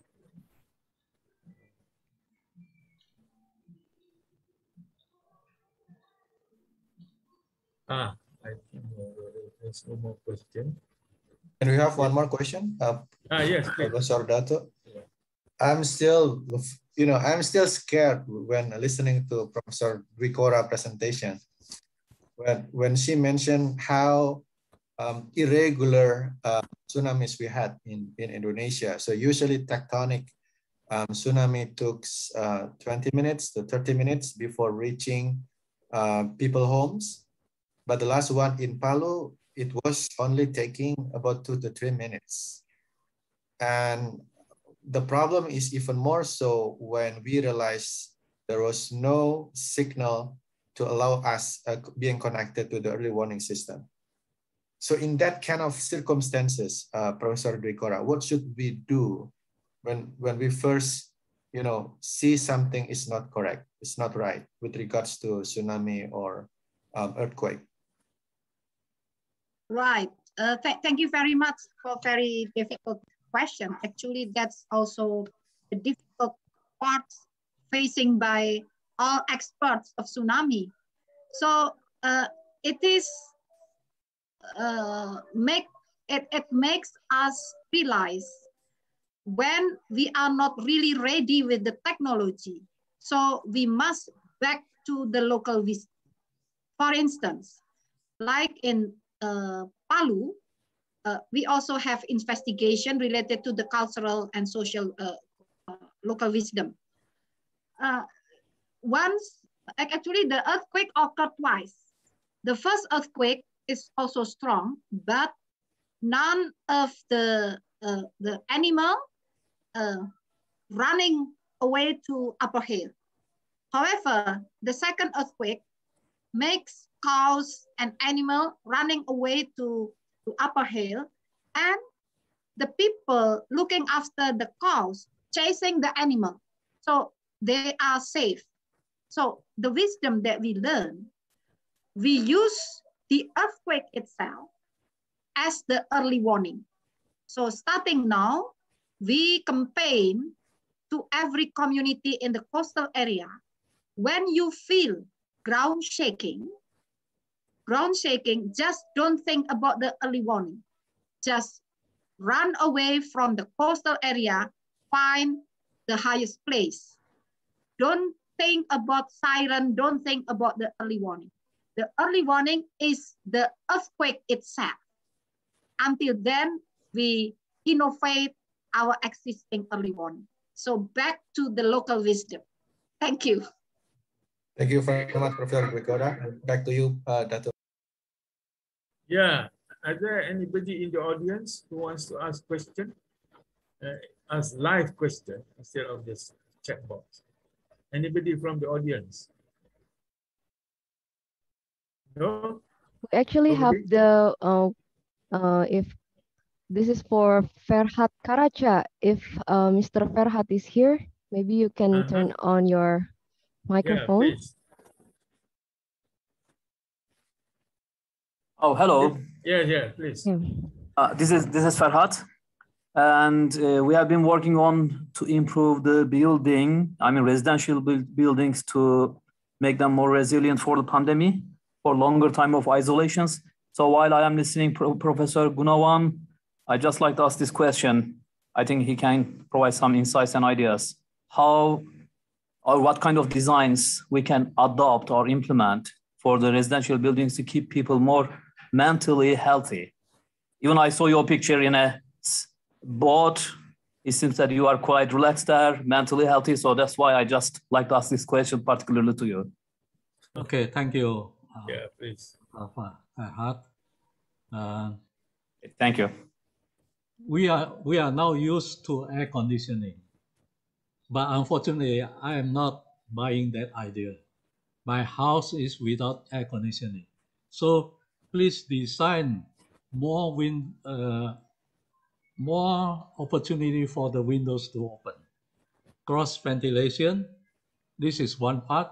Second, your design should be convertible. The COVID teaches us that. You see, many buildings have been converted into hospitals. So don't make a very fixed design for your building, but convertible become a new concept. Does that answer your question? Yeah. Any others who want to ask question? That was a good question from Mr. Farhat. Hi. Anybody else? Can I? Yes, please. Okay. Thank you very much. My name is Komara from Perkotaan. Actually, I struck by Professor Gunawan, actually. So there are two things. One is a challenging of neoliberal school of thought, actually. I like that to some extent, but means that the Department of Economics around the world should be closed. Sorry, just joking. That's one. Yeah, challenging, Pak Gunawan. The second one is, I'm a bit a kind of exploring question to you, because now I'm working with Kemenparekraf on promoting tourism. But tourism is, from the word tour, is travel, looking around the world, enjoying open air, enjoying art and social and culture of other people. The problem is, well, even virtual tourism is, people don't buy it because they're sitting at home, and virtual tourism, come on. Yeah. So my question is, how do you see the future of world tourism? Yes, Pak Gun, silakan. Yeah, please, Prof. Gunawan. I cannot know the future, actually. That's a challenging question. What I want the government think about is that don't make kind of manufacturing of heritage and consuming the tradition for tourism sake. Keep the values, not the price. Don't turn the values of the local community into price. Okay? Values can be priceless. Of course, when you convert it into currency, it can become price. But what we did now is kind of manufacturing our heritage and then consuming our tradition. We will do harm for the later cycles of economy. So yeah. Be smart after the COVID, I think. When do we have to stop, MC? What time we have to stop? Yes, this is probably the last questions for this sessions from Ahmad. Yes. Okay. Right. Thank you. So thank you very much, the speakers, and also those who raised questions. I now pass back to the MC for the next. Yes, please.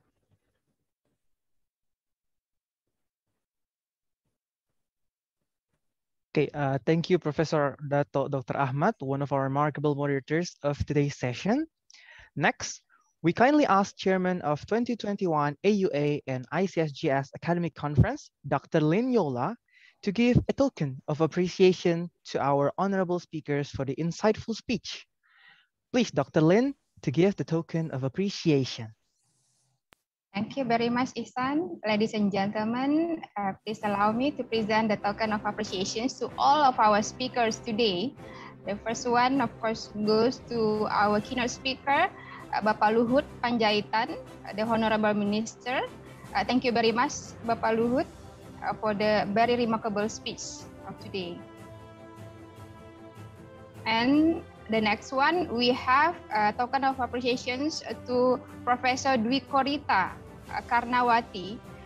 She is the Director of Indonesian Agency of Meteorology and Climatology Geophysics of Indonesia. Thank you very much again, Prof. Dwi Korita, for the very wonderful speech today. And the next token of appreciations goes to our Professor Gunawan Cahyono, PhD. Thank you very much, Professor Gunawan, for the very remarkable speech today. Thank you very much again, Prof. You're welcome. Yeah.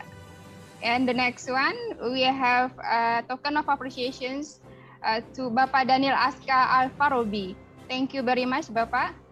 Our Pak Lurah from Kali Anyar. Thank you very much for your insightful sharing today. I think we really learn about how you really deal with those communities and in facing the pandemic. Thank you very much, Bapak Daniel. And of course, thank you very much again to all of the speakers and our moderators today. Thank you very much. Thank you, MC.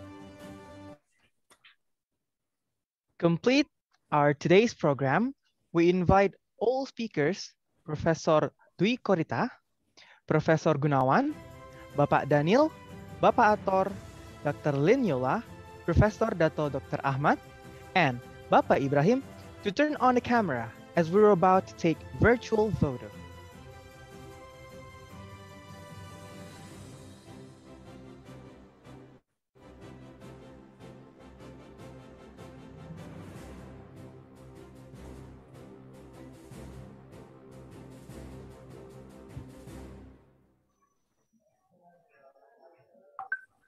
IT team, are you ready? Okay. I'm going to start the countdown. 3, 2, 1, go. IT team, all good? Okay. Thank you, everyone. Thank you, Ibu Yola. Thank you very much, professors. Thank you very much, Prof. Dwi Korita, Prof. Gunawan, Bapak Daniel. Thank you all. Thank you all. Thank Prof. you. Gunawan, Pak Daniel.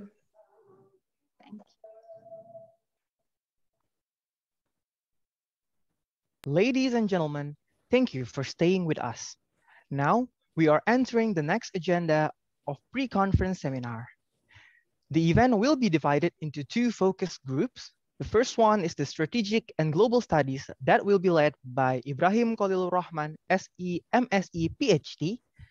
And the second one is the Sustainable Development Approaches that will be led by Professor Dato Dr. Ahmad bin Ibrahim, FASC.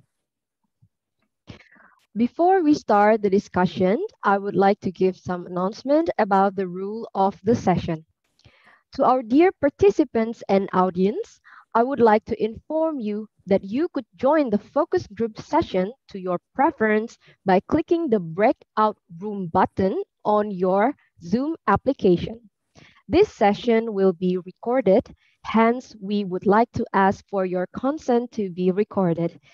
The link for attendance list will be available in the chat room at the end of the focus group discussion session. There will be committee members stand by throughout the entire session in the both breakout rooms, and you may leave your concern in the chat room addressed to IC committee if you have any further inquiries. Ladies and gentlemen, please, the breakout room is now open. See you.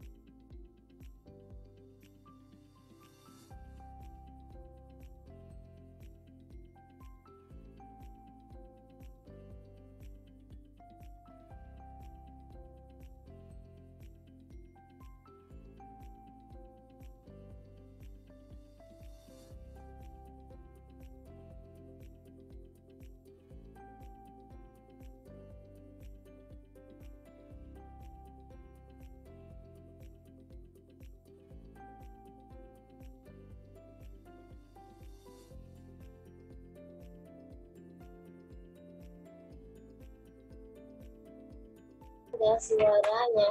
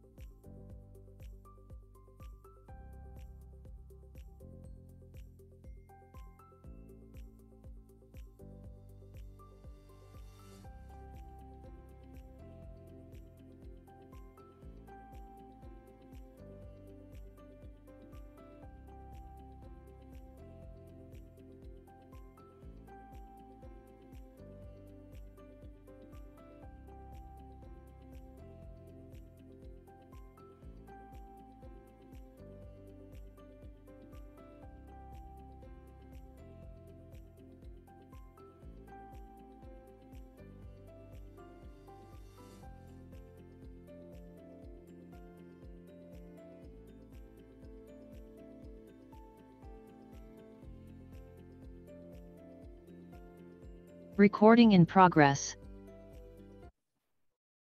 Okay. I hope I'm in the right room now. Yes, Professor Ahmad, you're in the right room. Right room. Yeah, maybe we will wait for several minutes for all the audience and participants to join into our breakout rooms. All right. Yeah. Thank you, Prof.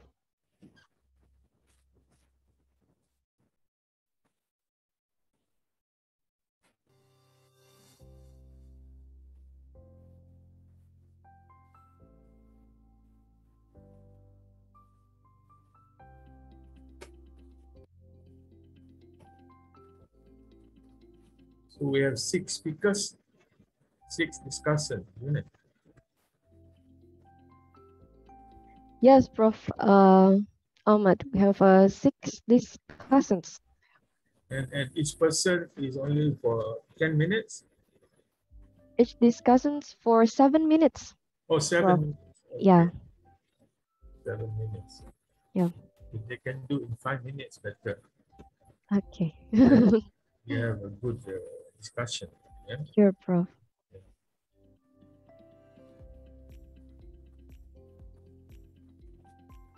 So what time we have to finish this one? This focus group? We will update Prof. Ahmad. Yeah. All right. Yeah.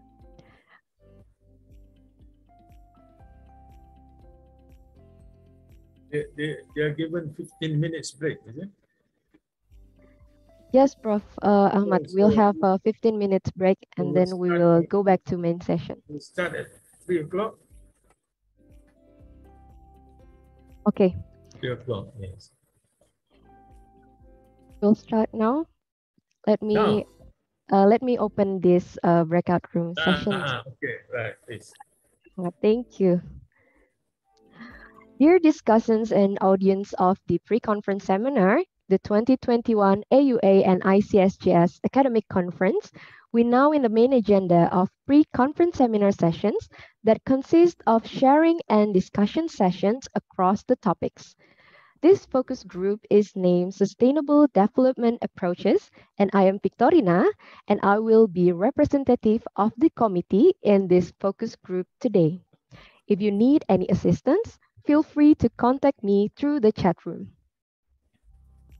The attendance and certificate of participations will be presented to the registered discussants and audience whom attend the complete program.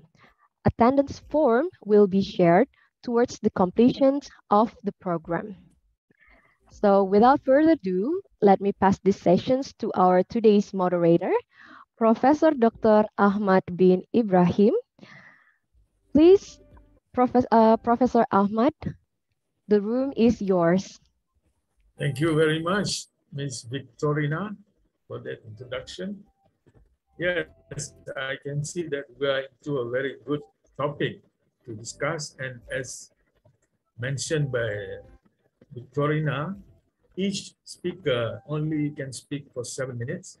Try to keep short as possible so that we can have more time for discussion, because I understand you also will be presenting this again at the main conference. So please try to give as brief as possible on the main thing that you want to, the message, right? And all presentation must be done in English. And discussion and audience could drop questions in the chat box. If you need further assistance, you can contact the committee through the chat box. Okay, to start the presentation, we have with us Professor Iyas Mahmood from United Arab Emirates University, and he's going to speak on the topic Enhanced Methane Capture by Metal Organic Frameworks for Atmospheric Restoration. Please welcome Professor Iyas Mahmood. Good morning or good afternoon, depending on. 7 minutes. Yes. Can you guys see my? Yes, I can see your slide. Yes. Okay, good.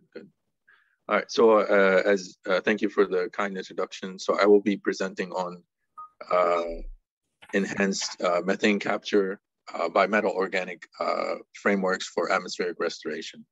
So, the reason why this is a big problem is because methane, when it's released into the atmosphere, is known as a greenhouse gas.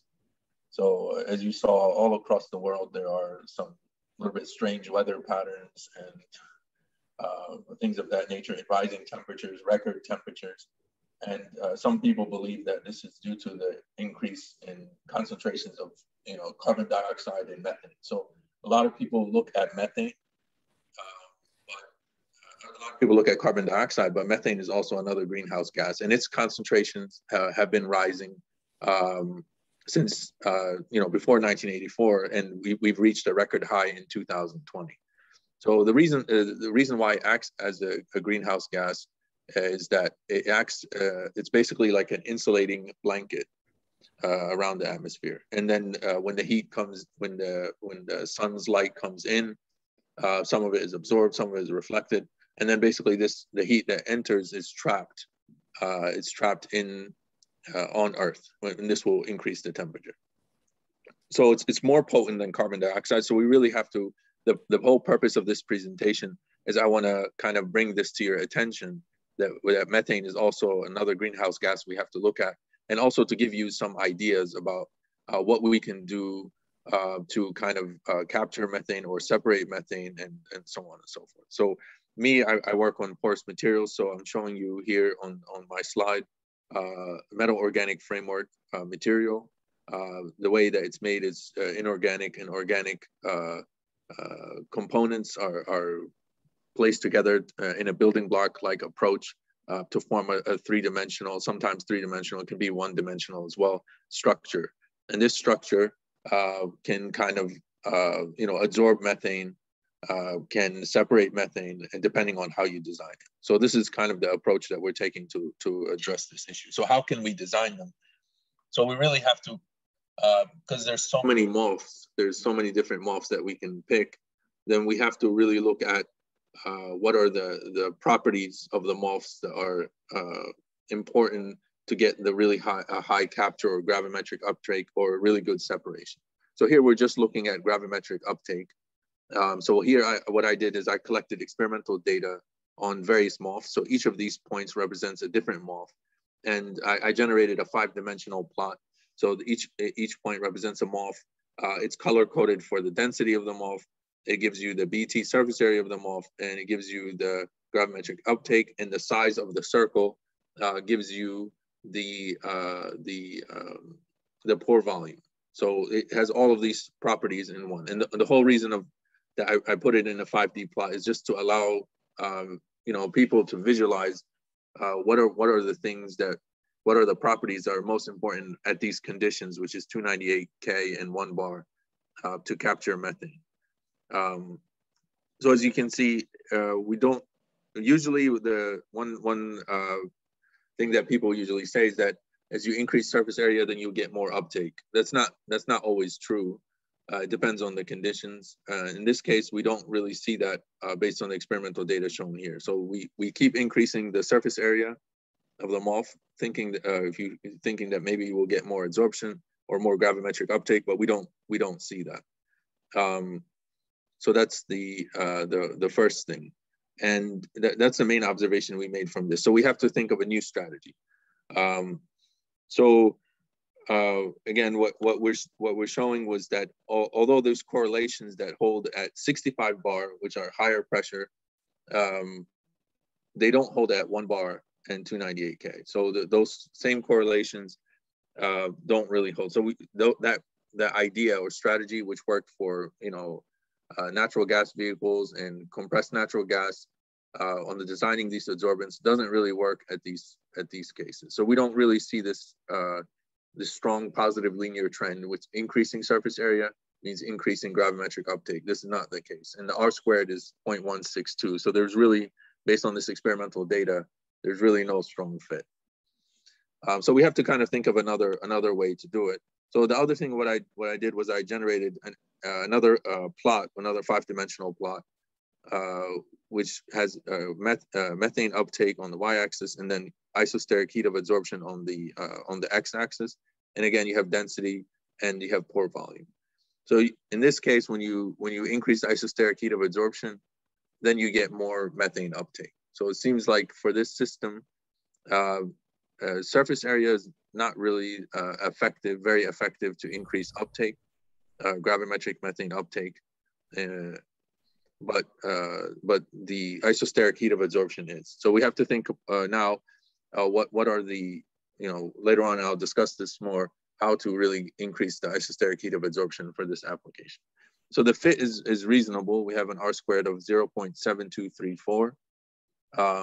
And the data was gathered for, experimental data was gathered for a wide variety of MOFs, which have a wide variety of properties and a wide variety of isosteric heat of adsorption between 10 and 27 kilojoules per mole. So it seems like a reasonable finding. So we have this positive correlation between isosteric heat of adsorption and the actual methane uptake.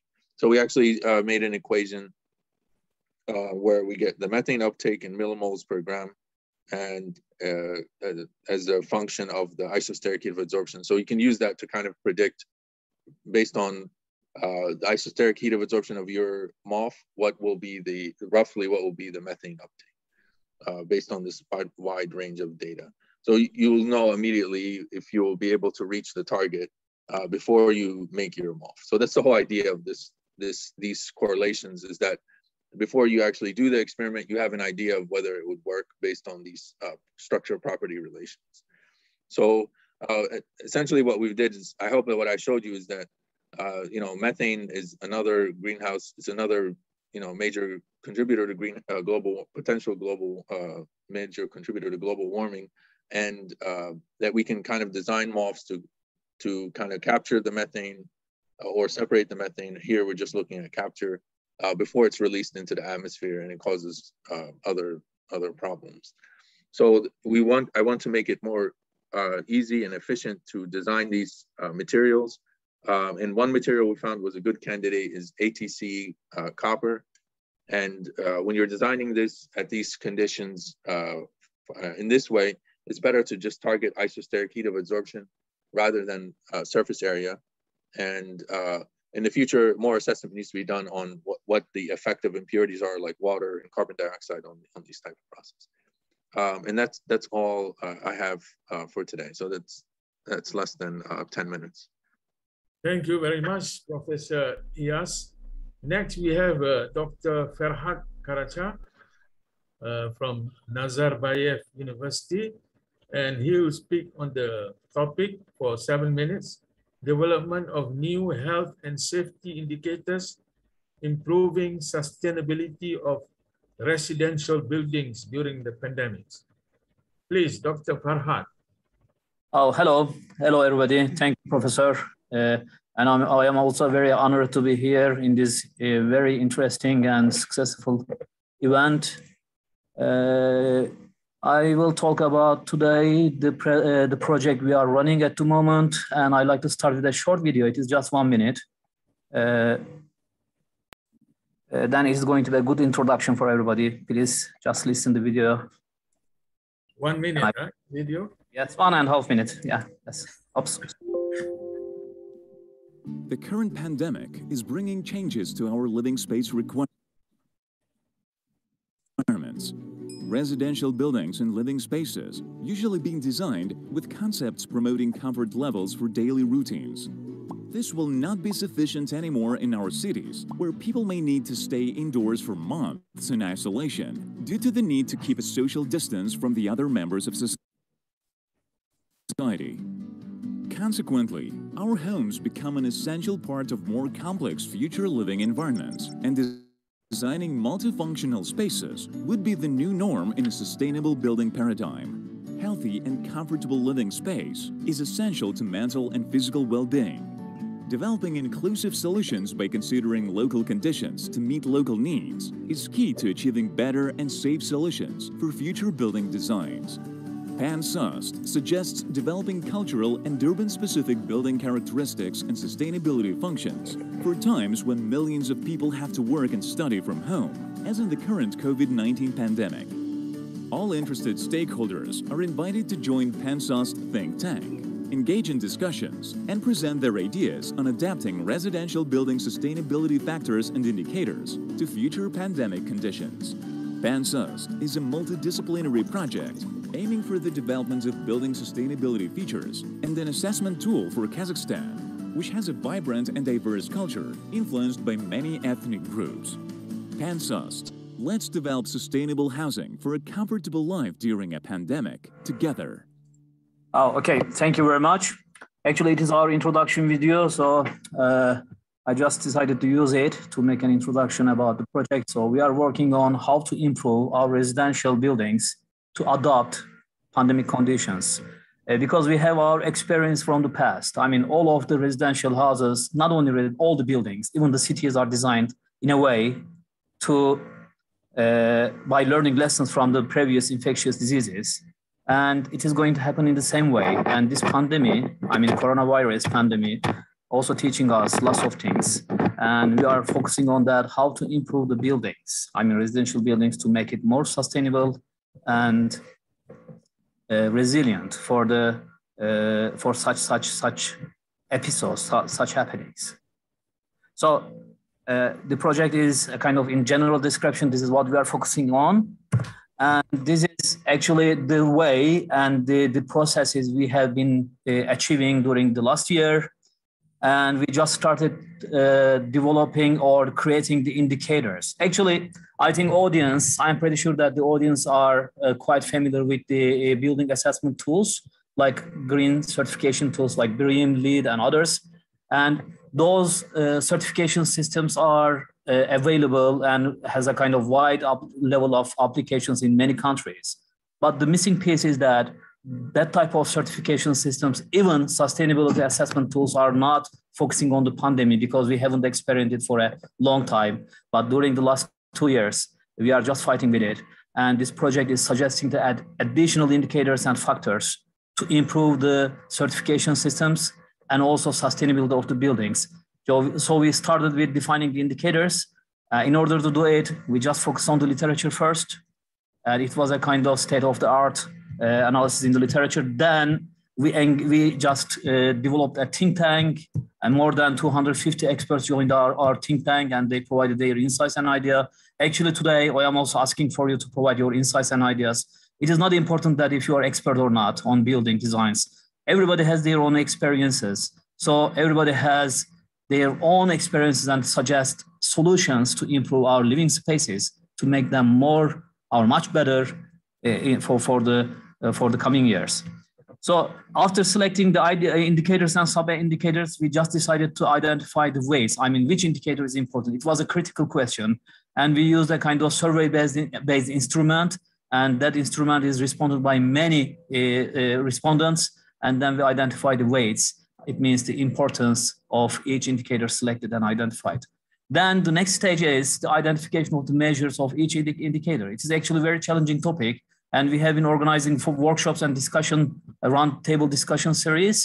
And now we are here. I mean, one of our publications in the coming conference is going to present that what are the indicators we identified, and then how they should be measured. We are going to discuss on those topics in the coming conference, and we will present. And also, we are expecting to develop a kind of expert system. Actually, our website is working fine, and you can still our assessment system at the moment. If you go there, the link is given there. It is pansost.org, and it is working at the moment, but the expertise system is not available. It will be working in the coming year. So this is the main framework of the sustainability tool we are trying to develop. But apart from this, actually not apart, in a parallel, we are also focusing on some parallel topics like how the current physical built environment, residential built environment is impacting, for example, online studying. Now that research is published in one of the top-notch journals. And now we are focusing on how built environment is impacting the satisfaction of online workers. So that's why also I like to invite you guys to join and contribute our research. Also, we are looking for partners from different nations, including Indonesia, to be co-author of our research and to take some responsibility in terms of data collection and other stuff. And we will be happy to make a kind of collaboration if anybody is interested. And these are the main indicators actually we are focusing on, and they are identified during the earlier periods of I mentioned in the previous slide, and you will see that most of them are the common things, but we are focusing deeply in each elements in this figure, and we are trying to redefine them to make a kind of better design for the future. So in the coming in the coming conference, we are going to present two topics. The first one is going to be the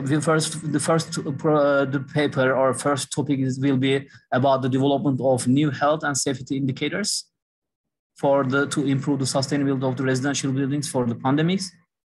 And we identified those parameters. Actually, we are going to also discuss the measures, how to assess or improve each of those elements.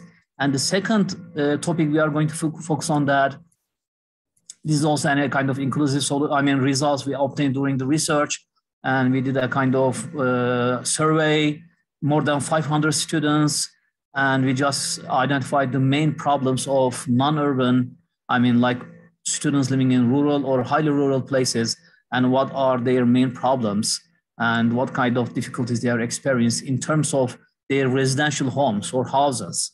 And this research also gave us lots of ideas how to improve for betterment to infrastructure we have, and we are now working on better solutions for our society. So I will keep it short, dear professor and moderator. I think it is better to be short than talk long, and I like to give more space for the other talkers. Yes. And join us if you like to make a contribution on this very interesting topic. And also we are looking for actually national experts to join our research to conduct some data collection discussions and develop some implementations and ideas. Thank you very much. Thank you very much, Professor Farhat. Next, we have Komara Jaja, Universitas Indonesia, and he will speak on the topic Carrying Capacity Assessment in Depok City, Indonesia. Please, Dr. Komara.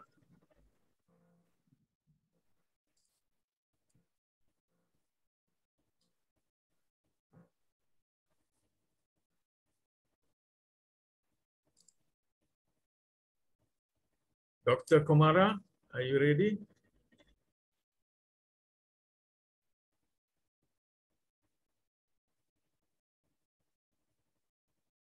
Yes, please, Dr. Kumara.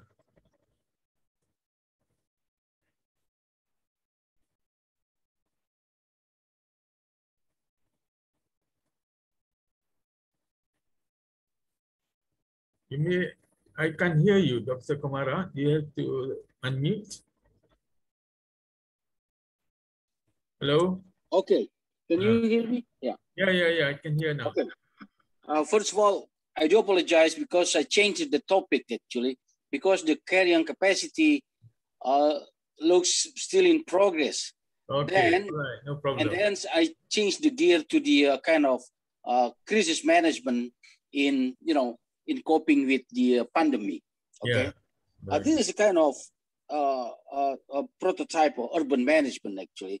So that's why we are using the city of Depok as a case actually. Okay. I don't want to talk a lot actually. This one is, okay, this Depok, but I don't want to talk a lot on this area population in Capricorn. Actually, the Depok is southern of Jakarta. And that's, if you look the management textbook right now, there's plenty of crisis management they are talking about, especially during the pandemic. So this is the work from Deloitte. So I think the successful of each organizations or urban government to cope with the pandemic is, to what extent is the city government is respond.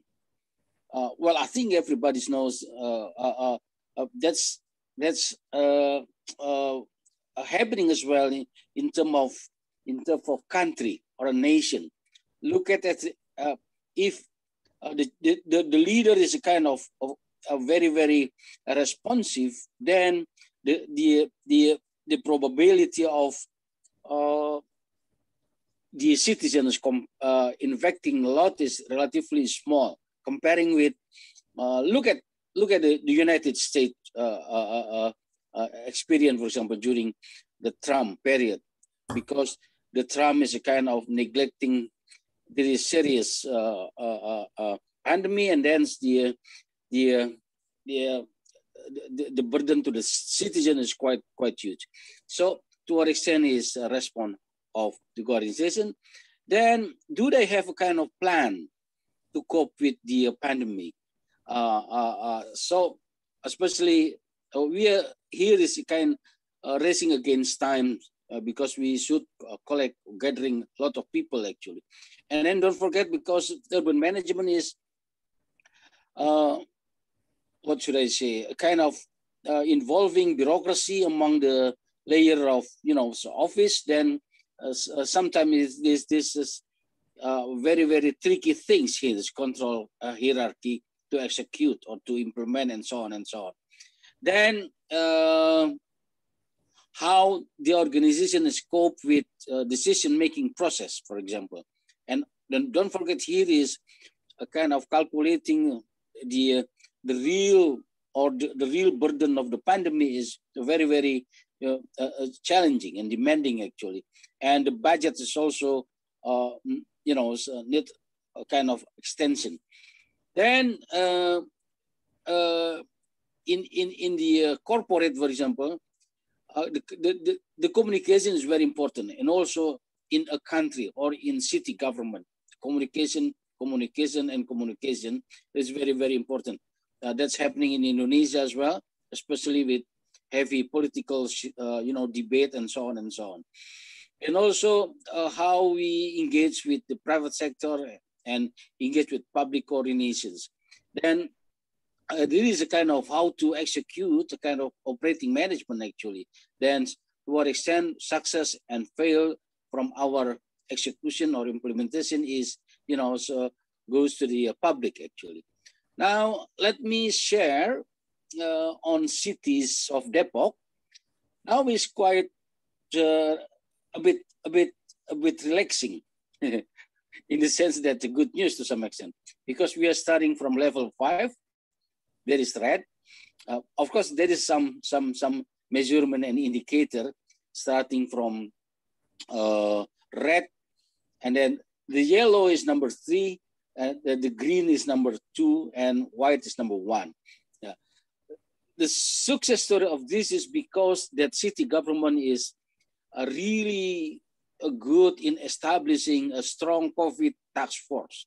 And this multi-stakeholder actually, not just staff from city government, but also including the private sector, university, and also military people, and so on and so on. And it's the high rank of ulama as well. Yeah. So during the crisis like this, we have to hand in hand. If you do have some problem with cohesiveness, that's happening in some local government, then a kind of messy steps to eradicate the pandemic actually. And as I mentioned before, the city of Depok is supported by enough budget from local government and also from central government. And the lucky thing is Depok, because in South Jakarta, is close to the big university, Universitas Indonesia, and there are faculty of medicine and also the faculty of public health and so on and so on. Well, even some of hospital is open for the public at the city Depok. So we are very Depok city Depok is very, very lucky. I think in some regions, unfortunately, a lot of sad story. That's good progress. Now is okay. This is happening right now actually. A lot of progress, not just in Depok, and also level 3 is here. Depok is here actually. Level 1 is only one city, is Kota Blitar. So, and let me share with you this one, the challenge. Any city government coping not just with pandemic, also with disaster, either flooding, earthquake, and so on and so on. Sometimes the coordination is challenged. Which one, as in the chart before, a kind of a hierarchy in decision making, for example, and that's come to the so-called coordinations. Not just vertical institution, aiming the same layer, the same right and responsibility, but also a coordination with horizontal institution. The vertical is going bottom from up, and then horizontal is. This sometimes is really a headache when executing, planning, for example, because we have to, in the vertical institution, we have to step by step following bureaucracy.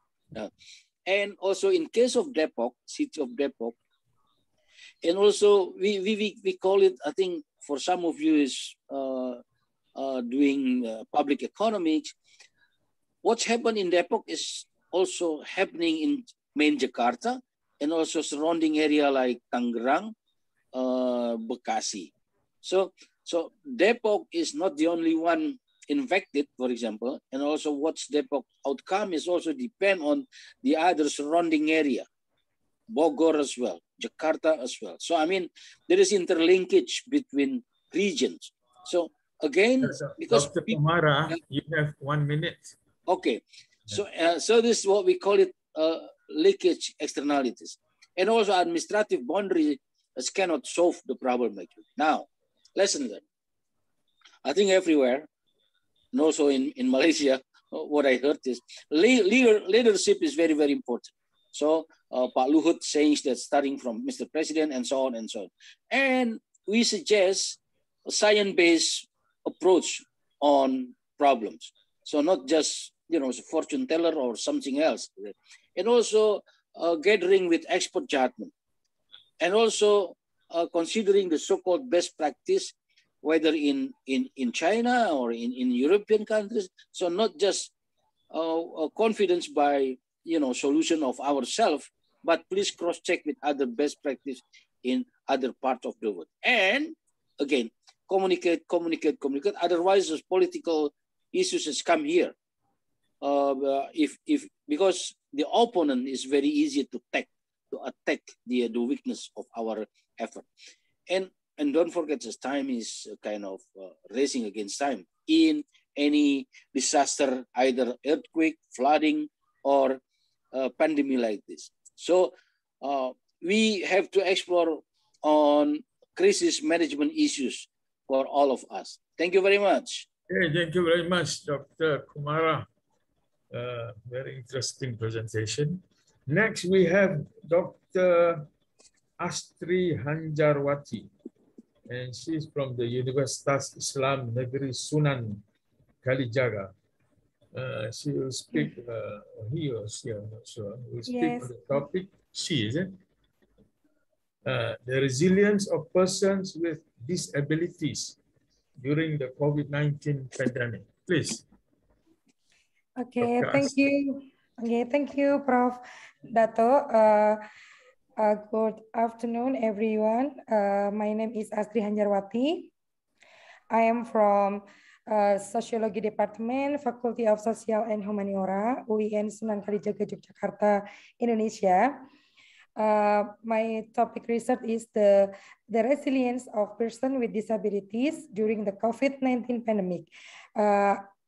I collaborate with Ibu Istiana Hermawati from Center for Research and Development of Social Welfare Services, Ministry of Social Affairs Indonesia, and Prof. Hussein Afisena Akil from Research Center for Policy and Management of Science, Technology, and Innovation Indonesia, Institute of Science. Okay, my research background is the resilience of people with disabilities during the COVID-19 pandemic requires special attention because people with disabilities have twice the vulnerability. And the second, in the face of the COVID-19 pandemic, effort to achieve the resilience of persons with disabilities are significant. The number of people with disabilities in Indonesia is fast and requires special attention and handling. In the 2018 National Socioeconomic Survey, or SUSENAS, data from BPS show that the number of people with disability is 14.2% of Indonesian population, or 30.35 million people. Then the third background is, unfortunately, there is no conduct research on the resilience of persons with disability. And then the objective of this our study is to complete a survey of community resilience during the COVID-19 pandemic, and then to determine the level of strength of persons with disabilities during the COVID-19 pandemic, and then to determine the determinant of the resilience of persons with disabilities during the COVID-19 pandemic. We use the theory to measure the resilience of persons with disabilities. We use the Connor-Davidson Resilience Scale, or CDRX, developed by Catherine M. Connor, MD, and Jonathan, to measure the resilience of persons with disabilities. Use the Connor-Davidson argues on his scale that to determine resilience by 5 aspects.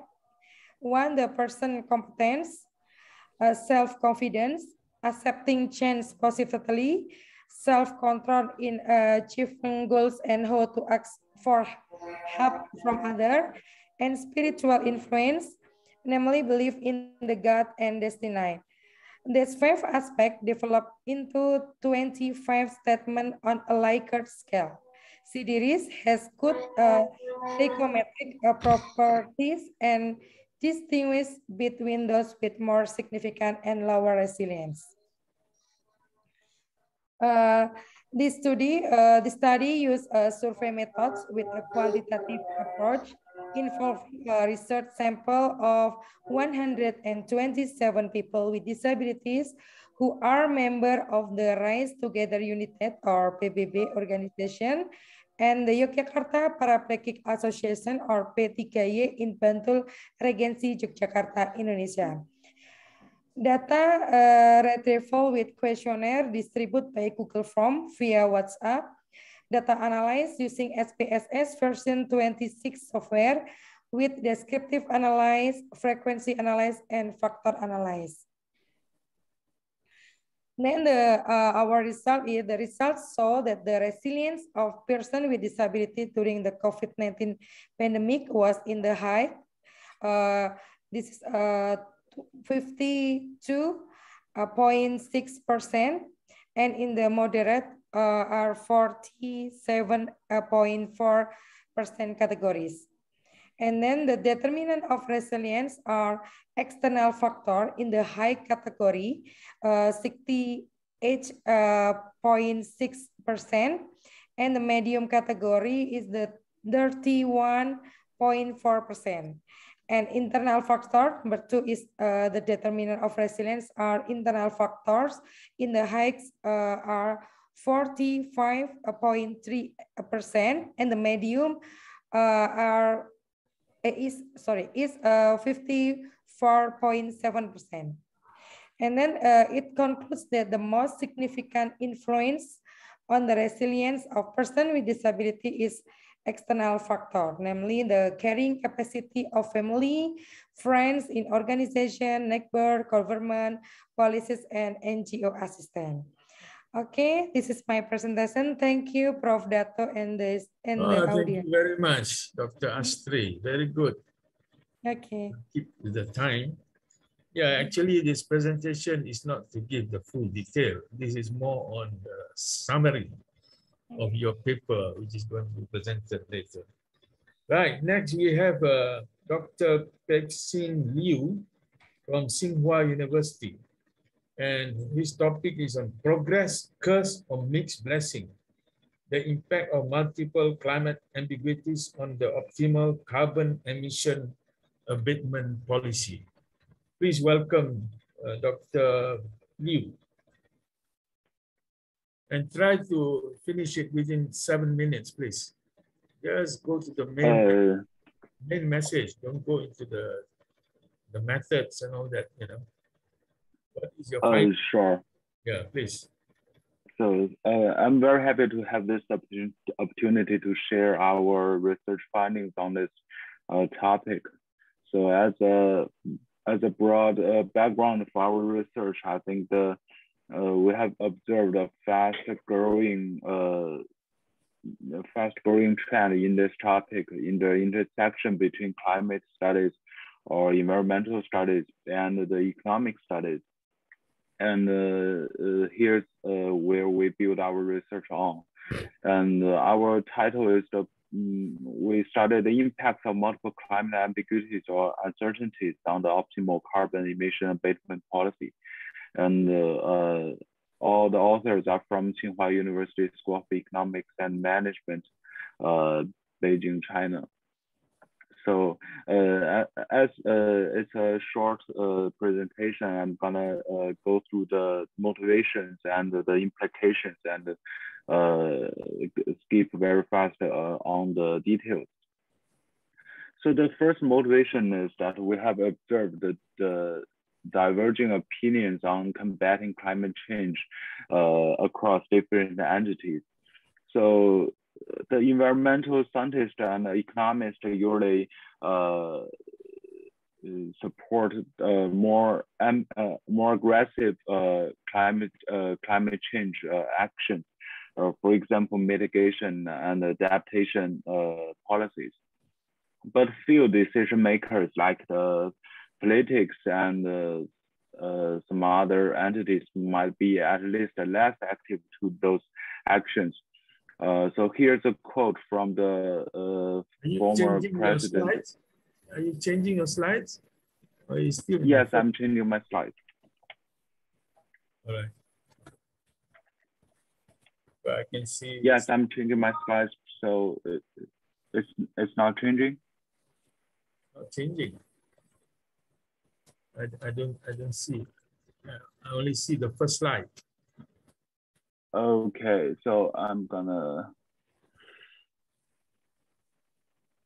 Is that okay? I see the first slide, only the first slide. Sorry about it. I'm gonna.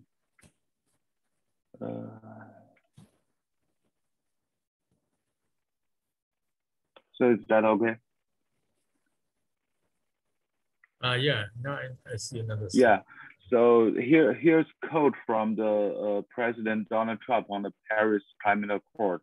He's saying that the United States would cease all participation in the Paris Agreement on climate change mitigation, and the reason he gives for his claim is that it would cost the U.S. $3 trillion in GDP and millions of industrial jobs, while total compliance of the agreement would only produce a tiny amount of the reduction in global temperature by the year 2100. So this is the first motivation. So we want to understand why those different entities' opinions might diverge this much. And the second motivation of our paper is on the climate economic interaction. So here's a simplified chart describing how we generally describe the climate economic interactions in this literature. So we start from the greenhouse gas emission, and those emissions might cause the global temperature to increase or change at least. And those change in the temperature would cause our economic productivity or the usually measured by the GDP to it usually gives a damage onto the productivity, and then the social planner or the government would see the damage and make his own abatement decisions, and those abatement decisions would control the greenhouse gas emission, and they constitute to a whole loop of this climate economic interactions. So the second motivation of our paper is that the integrated assessment models, as I have described in the previous slides, they are under criticism for their lack of robustness and sufficient justification. So for example, the climate system is super complex and even chaos maybe. And we use those theoretic simplifications to describe such a complex system. And those estimates of those important quantities like damage functions or the climate sensitivities and the like are often multiple and inconsistent across different studies, usually because different studies use different theoretical assumptions or identification strategies. And the economic damage functions are usually criticized to be arbitrary and vague.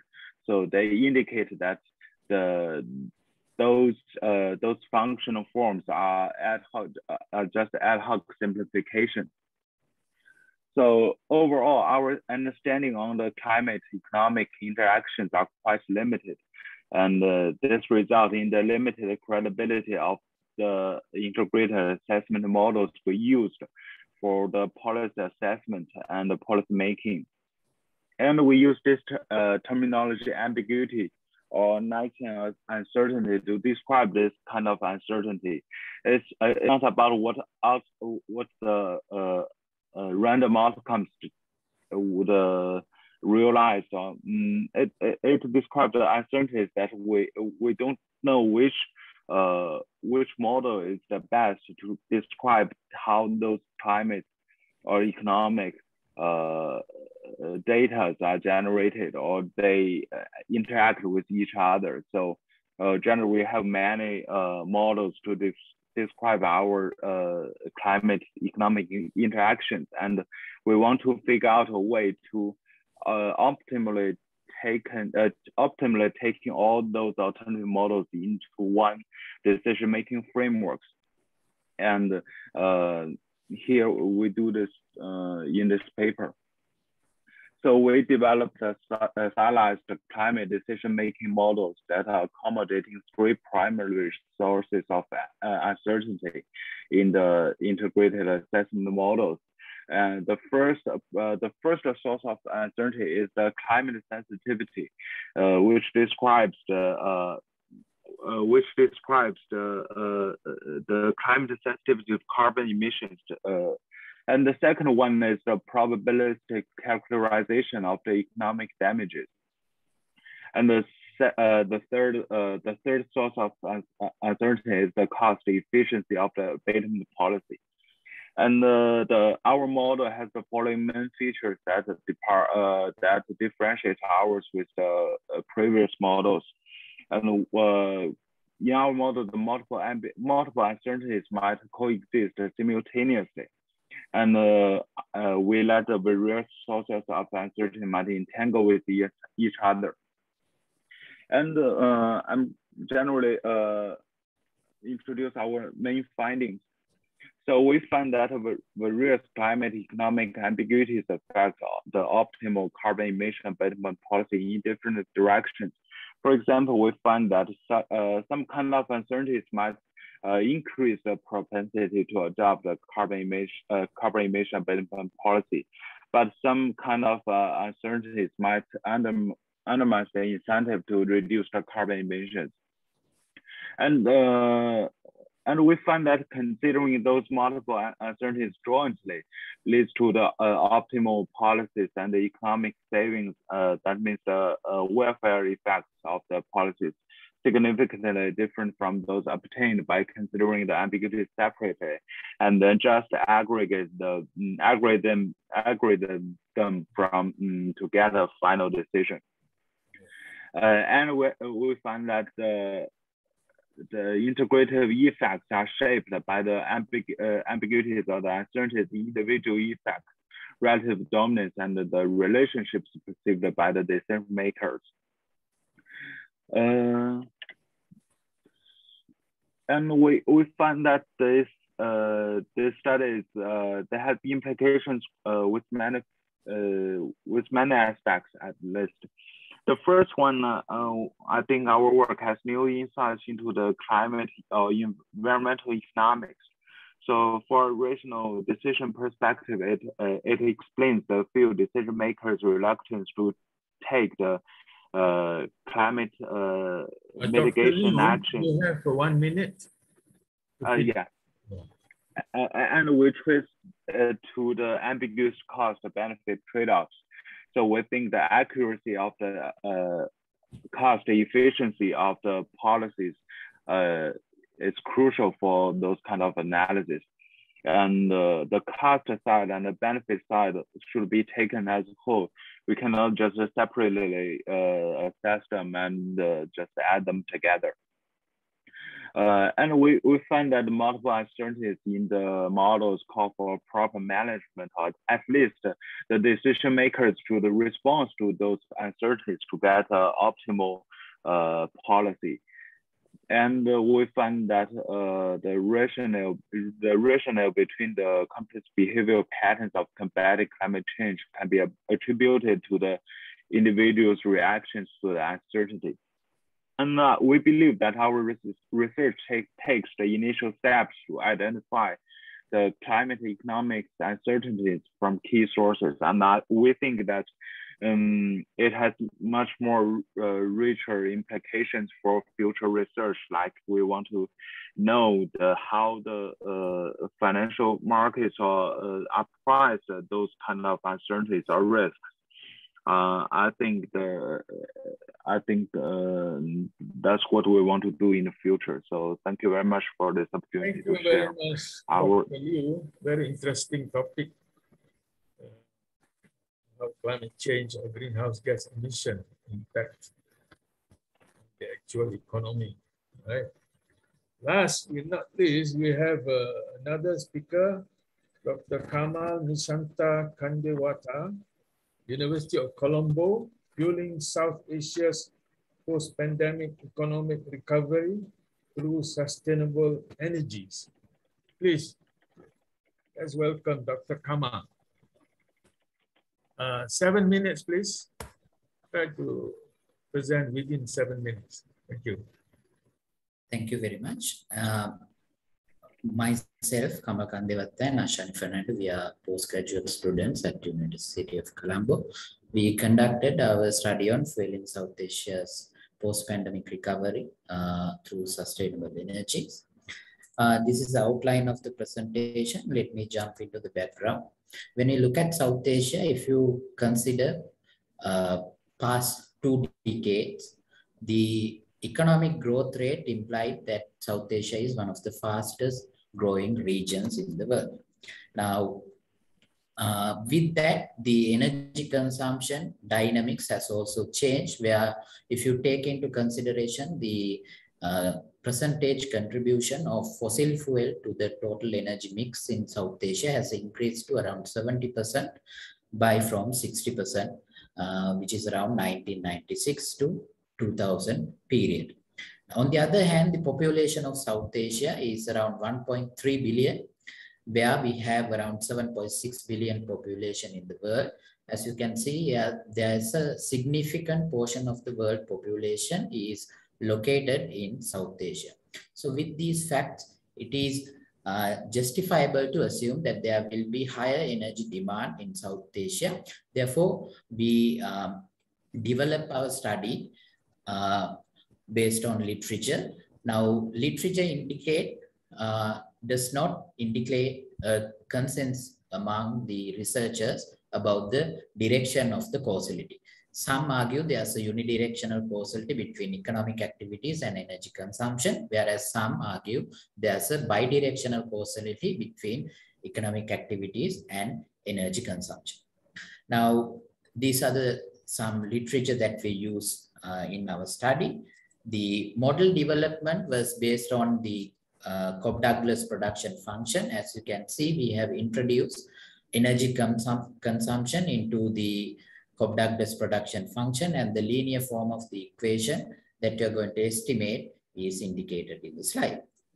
Now, I'm not going to touch much on the methodology. Yeah. So these are the steps that we followed in our estimation procedure, starting from panel unit root test to co-integration procedure and long-run coefficient estimation, and finally, the causality estimation. Now, looking at the key findings, as the graph indicates, you can see a clear upward trend in per capita energy consumption in South Asia. Other than Pakistan, in all other 4 countries that we have indicated here, we can see a clear upward trend. Now, these are the summary statistics of the panel data series. You can see Sri Lanka has, on average, has the highest per capita income, whereas Pakistan has, on average, highest per capita energy consumption. India and Sri Lanka also has nearly that much of energy, average per capita energy consumption. The unit root test results indicate all the variables are stationary at their first difference. Therefore, we estimated the panel co-integration test using Petroni co-integration test. So it illustrates there exists a long-run relationship between the variables that we included in our model. Now, the long-run coefficient were estimated using full modified OLS estimator. As you can see in the slide, 1% increase in energy consumption leads to 0.78% increase in the economic growth, and 1% increase in capital stock leads to 0.09% increase in economic growth. Now, the long-run adjustment we estimated using error correction mechanism. The GDP per capita as well as energy consumption adjust towards their long-run equilibrium respectively by 15% and 28%. In order to find out the direction of the causality, we conducted the pairwise Granger causality test. It reveals that there's a bidirectional causality running from energy consumption to GDP, whereas there are 2 unidirectional relationships from GDP to capital stock and capital stock to energy consumption. So key implications are that since there are bidirectional causalities between economic growth and energy consumption, in the post-pandemic recovery policies, you cannot limit energy consumption within South Asian region because it will have a negative impact on economic progress itself. Therefore, energy policy should be focused on supply side and depending much on low carbon energies such as renewable energies. However, given the fiscal space available for South Asian countries, investing in such projects would not be much of the easiest decision to South Asian governments.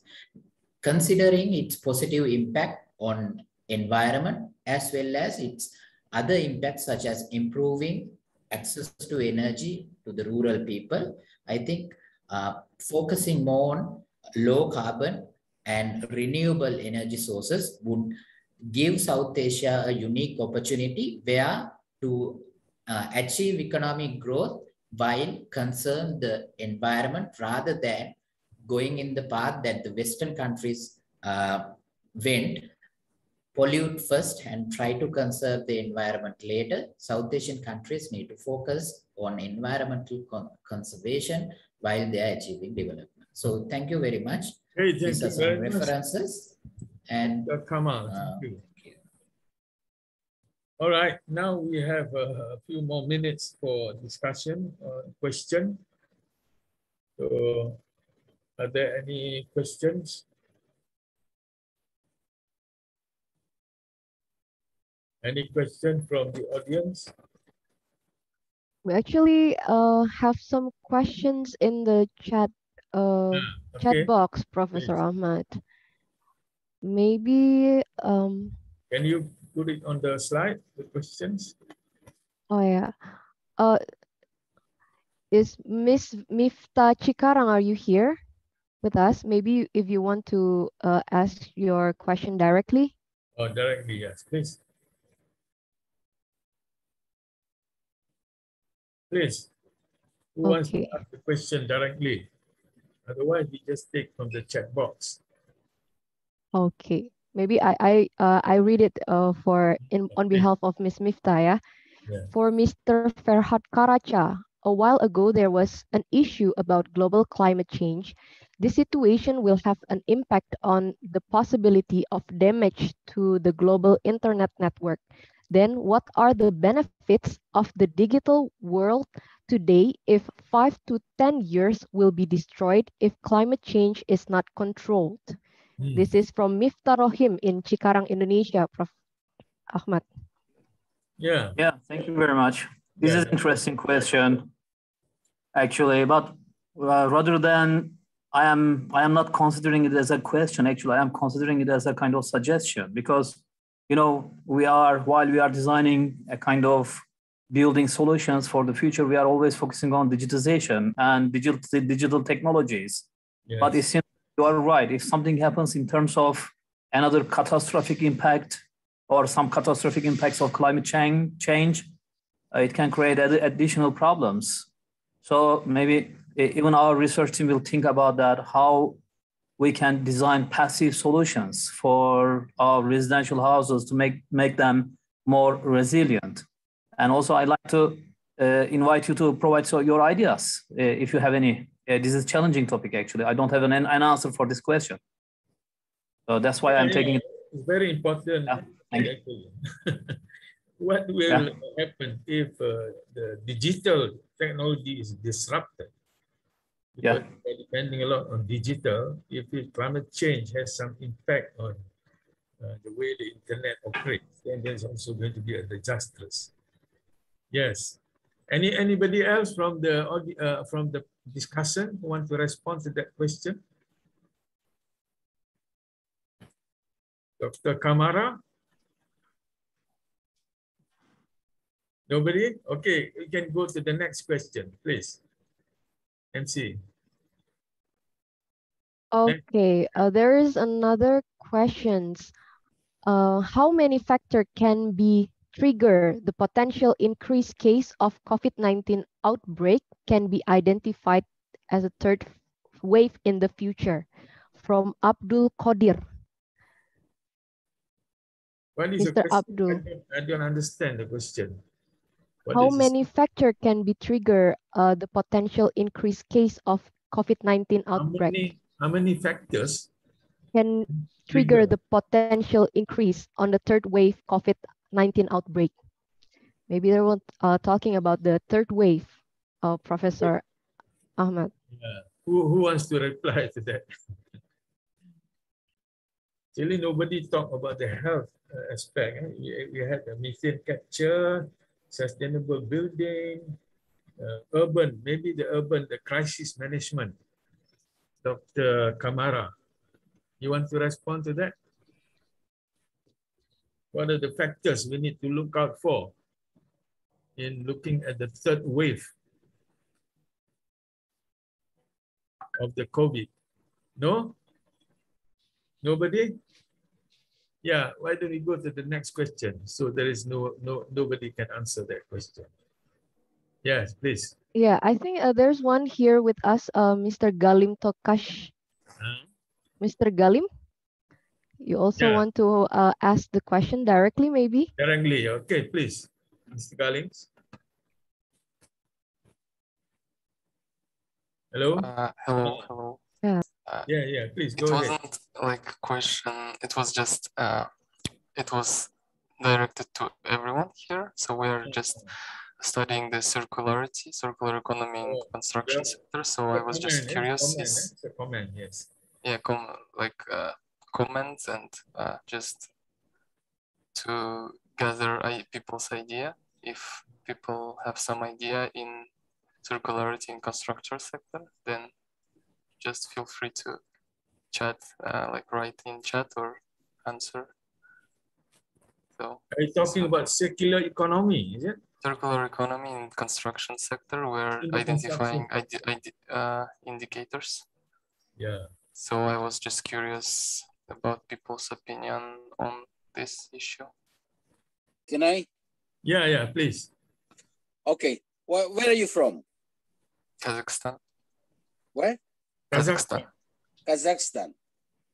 Yeah, I think we can talk later on, but in terms of circular economy, in terms of construction, can we identify, for example, starting from sophisticated building or sophisticated construction, then going down to the very, very simple construction or housing. Then I think we, of course, can be a kind of recycle from the advanced housing project or apartment, then it's going to down to very, very simple one. And then so we, I think now we see in some countries, well, even in Afghanistan, for example, the material for common people construction is very, very relatively simple. So I think you can explore from the reading material what sort of ingredient or what should I say? Ingredient of such kind of construction. Or if you can communicate with us, we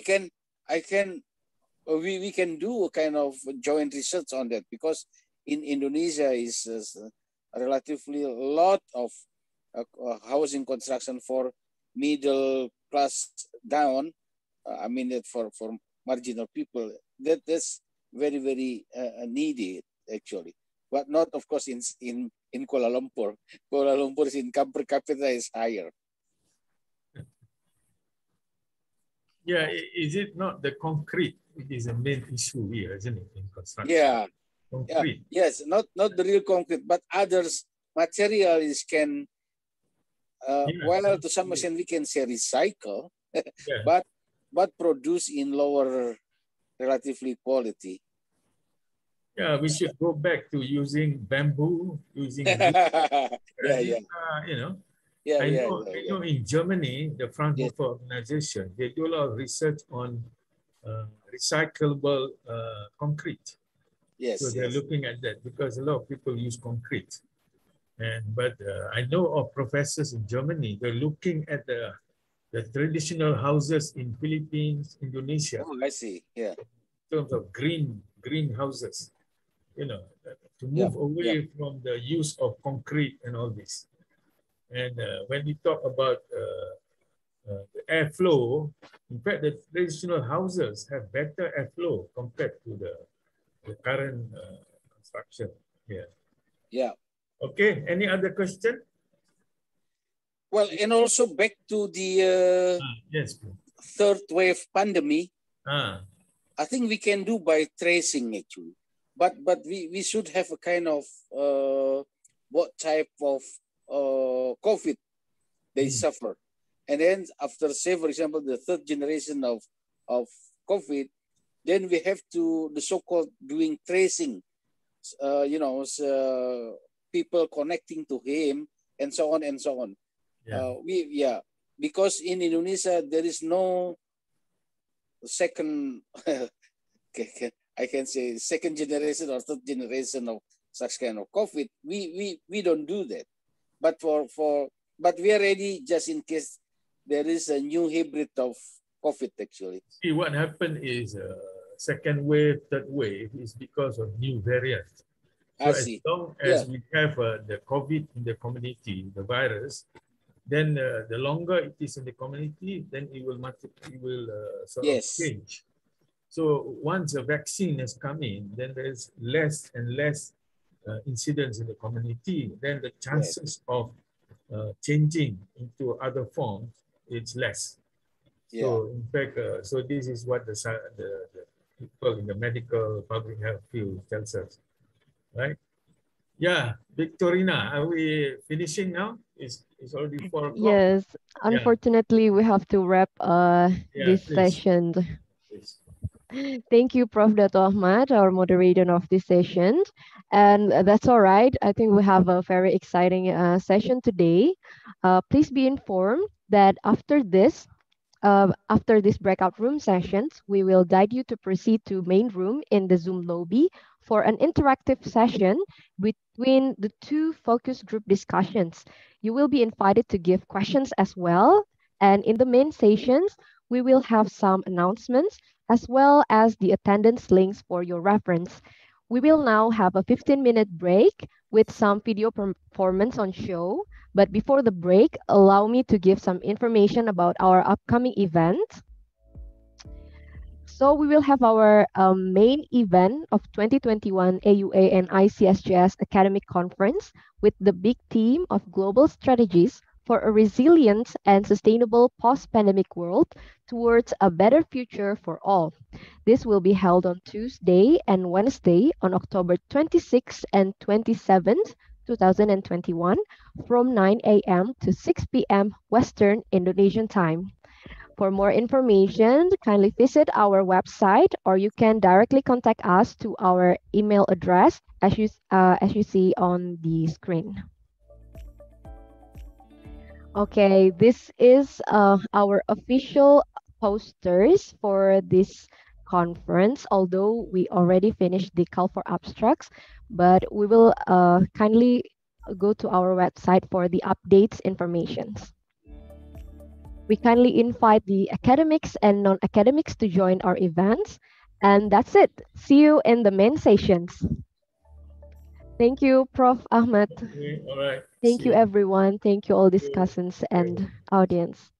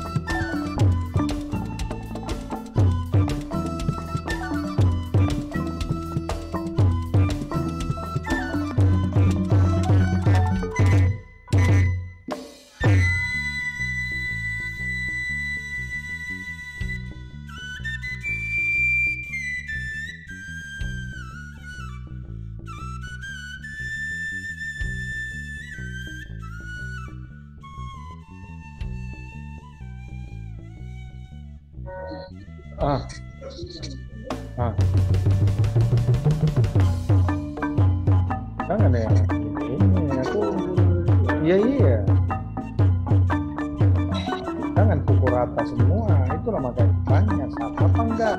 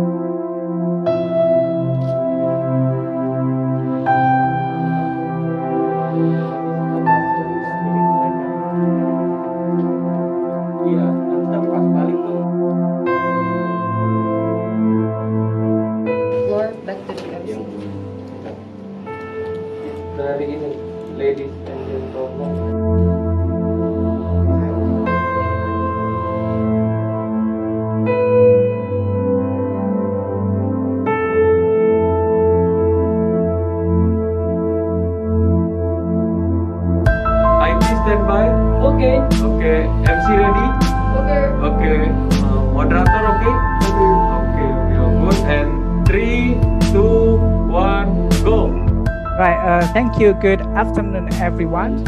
Now we will have the national anthem of Indonesia. Okay, so this will be a semi-coaching session. I'll be talking for about 40 minutes or so, and at the same time, you can also draw on your graph. If you already have a draft or manuscript of a paper that you already have, go on. Just keep on gathering data forever and still not be satisfied that we've completed. It's the same problem I was mentioning before. Because there is so much information out there. Okay, thank you, Dr. Petra, for you insightful answer. About 3 hours together, hopefully the material presented provide you knowledge, new information for all of us, especially in order to improve the quality of our paper. And see you on the second day of Writing Coaching Clinics of 2021 and ICSGS Academic Conference tomorrow. See you and thank you all.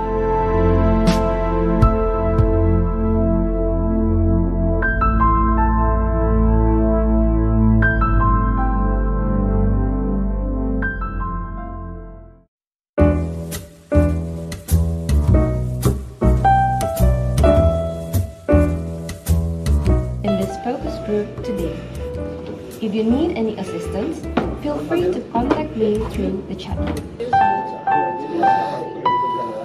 You received? Berikanlah kami kekuatan, berilah kami keriduan-Mu untuk melancarkan acara ini, untuk mensukseskan acara ini. Di hari kedua ini, kami akan meneruskan program kami dari kemarin. Bismillahirrahmanirrahim. Al-Fatihah. Doa selesai. Semoga lancar dan dijauhkan dari segala kesalahan.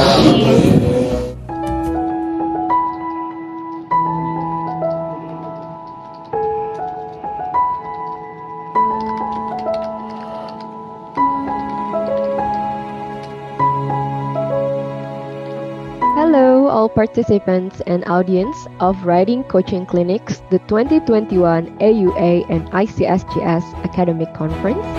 We're now in the main agenda of Writing Coaching Clinic sessions that consist of a concept talk and an interactive coaching session.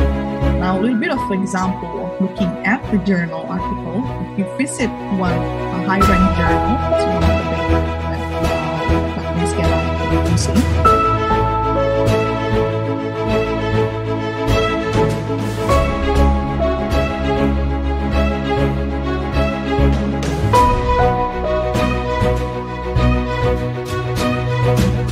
Ladies and gentlemen, thank you for staying with us.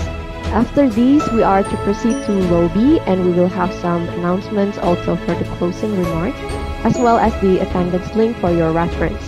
So please let me lead you to the lobby, and thank you, and also see you in the next event.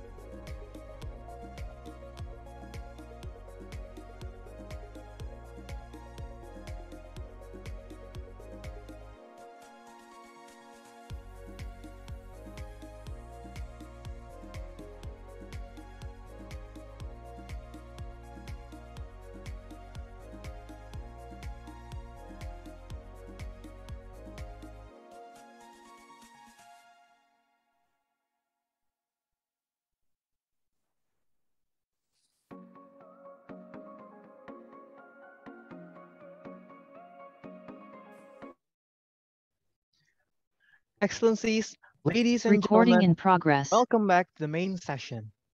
We could see that we had an exciting interactive session with the 2 focus group discussion. Now, to complete the discussion, let's have an interactive dialogue between the 2 focus groups. The discussion of strategic and global studies track will be presented by Ibrahim Khalil Rahman, PhD, while the Sustainable Development Approaches will be presented by Professor Dato Dr. Ahmad bin Ibrahim, FASC. This session will be led by our moderator, Ibrahim Khalil Rahman, PhD, and at the end of the discussion, he will also present the concluding notes of today's pre-conference seminar. To discuss discussion and audiences, you are welcome to drop your question in our chat box. Now, let us pass this session to Bapak Ibrahim. Please, sir, the forum is yours. Thank you very much, Mas Ihsan, for again kind introduction for this session. Maybe I would like to invite Professor Dato to join me as well on the stage, as we'll be interactively discuss what are the findings that we gather from our each focus group discussion. Professor Dato, would you mind to join me on the stage? Yeah. Yeah, it has been very fruitful 45 minutes, I think, Professor Dato, that we have seen a lot of interesting topics and research that have been discussed. I'm just wondering, maybe I can start from my side, that the topic of presentation have been ranging from energy strategy, and then the COVID-19 pandemic in Malaysia, innovation, how to drive innovation in Indonesia, knowing that we have limited capacity to produce our own equipment, so that if we are not relying with our own capacity, then we are not able to cope with the pandemic currently happening. And there are also some discussion related to collaboration. Yeah, Chinese, our counterpart from China mentioned that it is not time to blame each other, but it is time to collaborate and coordinate, because we cannot rebound all together without any cooperation between countries. And lastly, we also have some impact assessment in our discussion. We discussed about the impact of vaccination, which might be seen as a tool to reduce the further deterioration of COVID pandemic. We also discussed about the declining in spending in some areas regarding cigarettes, for instance, which kind of signaling that COVID is really happening, hampering both health aspect and economic aspect. So before we open up some discussion with audience, I'm really wondering what has been your lesson learned from your session, Prof. Maybe you can share with us the finding and illustration on the discussion in your session. Thank you very much, Pak Ibrahim. So Dr. Ibrahim is Pak Ibrahim. I'm Anak Ibrahim, because my father is Ibrahim.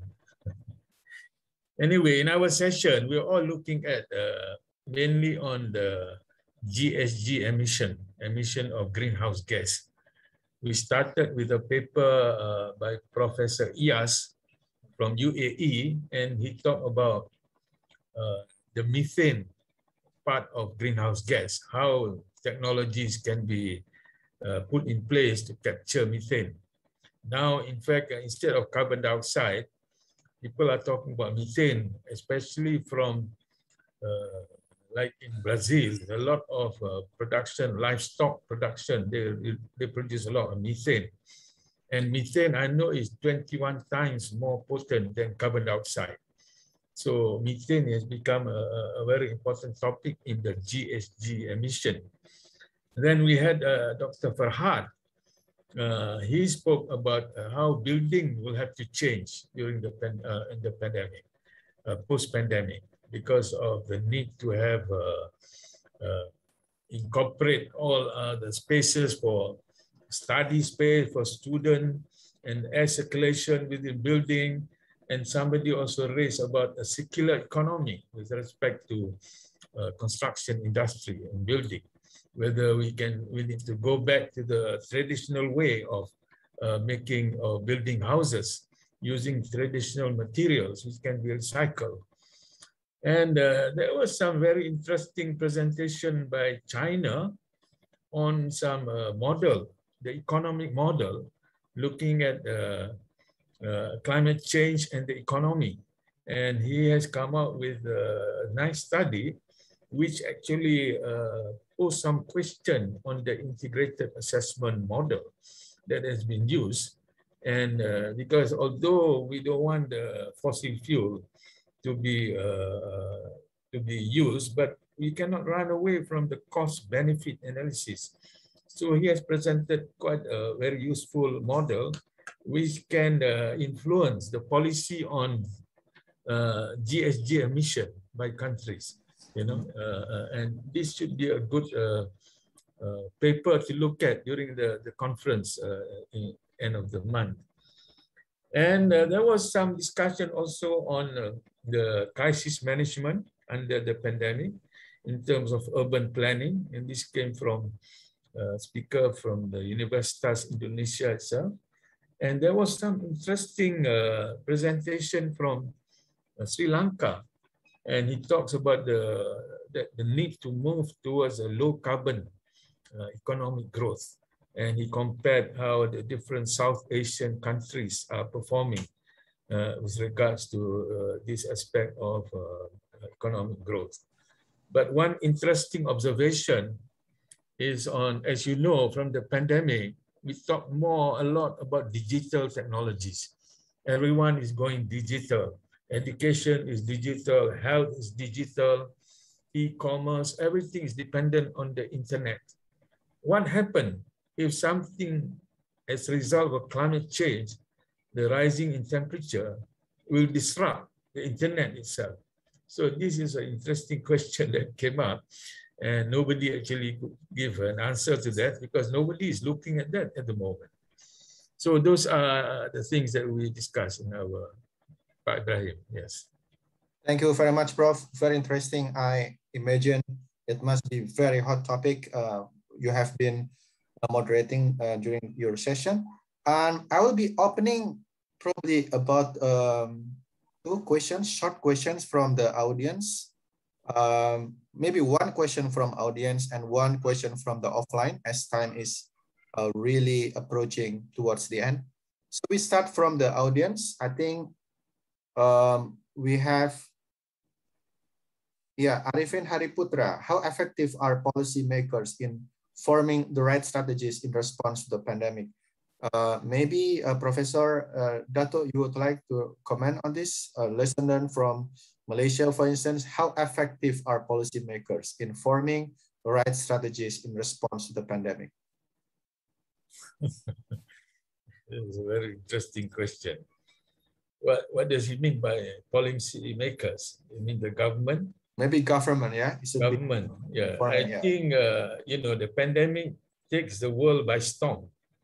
We all do not know what is coming with the pandemic. We're unsure about how dangerous it is and how to deal with the different variants. So a lot of uncertainties.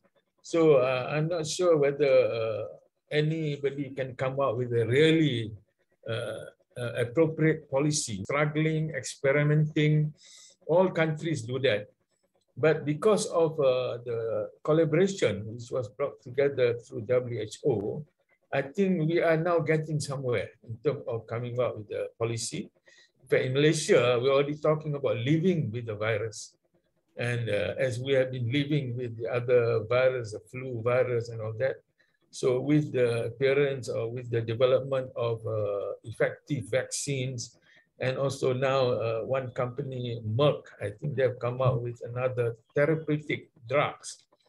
So soon, I think most countries will move towards endemic, pandemic to endemic, where we'll be sort of living with it and taking the necessary precaution to actually avoid getting the virus. Yeah. Maybe I will add a bit on that discourse by saying that based on our discussion as well, that there are a lot of stakeholders when talking about the response to the pandemic.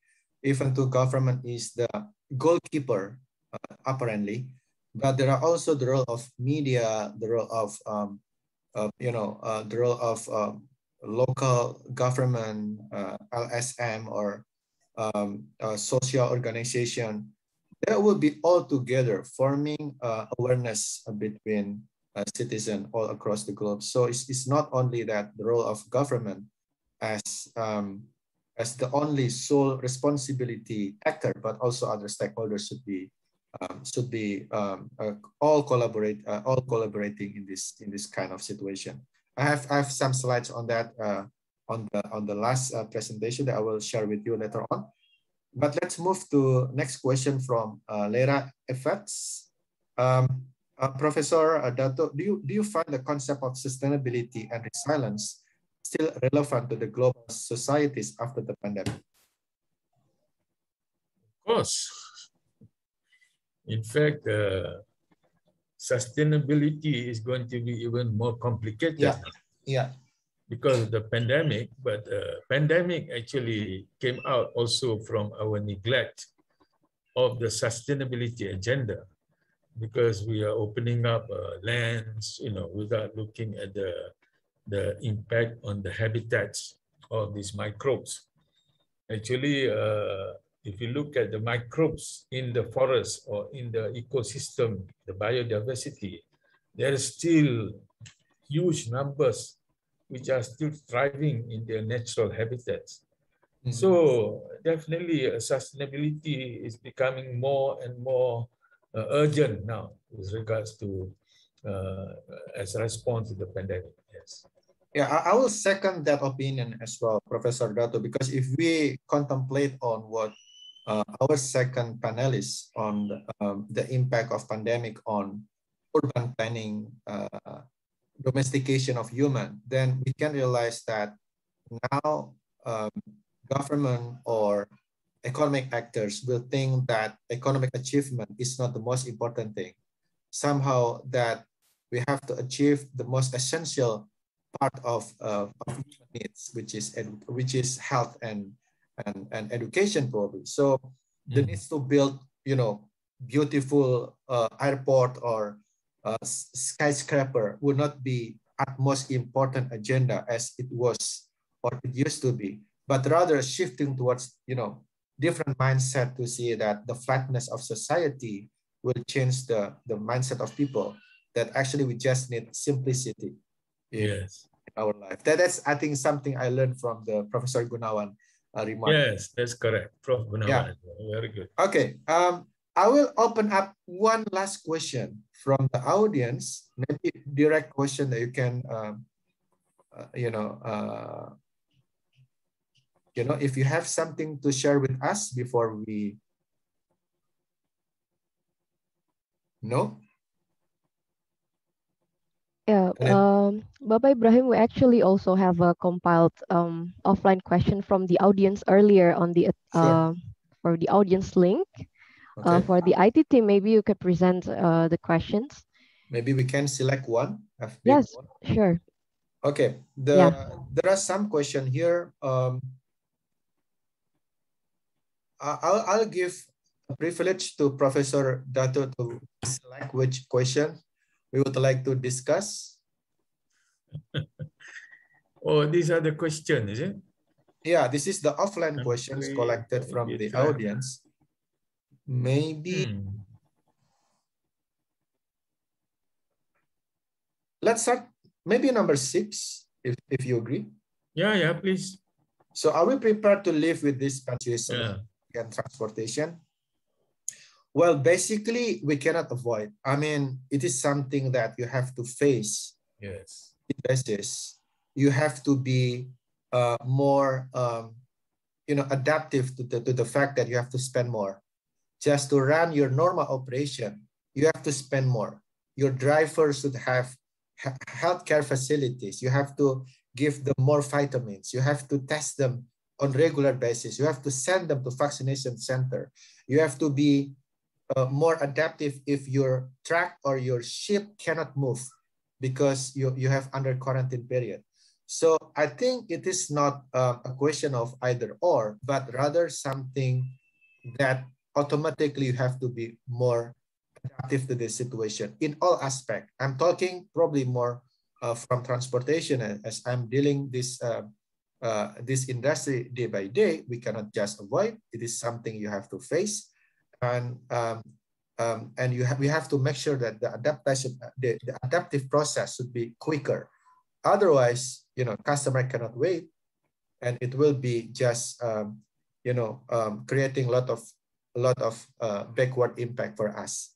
That's probably more operating reasons from my side. Maybe Professor Dato, you will have more beautiful nuance to yeah, I think we just have to adapt, like you say. We need to adapt because there is no way that we can completely eradicate this virus. And in fact, we have seen over the last few years, there were other viruses that emerged, also the coronavirus, but it's not been as infectious as this one. And scientists are predicting that more will come in the future. We're not careful.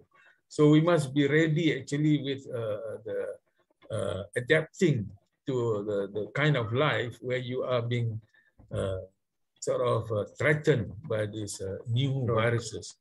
So like Malaysia and many countries are now more investing in their own vaccine facility, because you see from the pandemic, a lot of problems in sharing vaccines. The rich countries, they store more vaccine and they don't give it to poor countries. Now all countries are looking at, why don't we also do our own vaccine production? And it's not difficult because all now using this mRNA technology and all biotech, and so I think that is going to be the way that the countries will operate. We have to live with it, and we have to be ready for the next outbreak.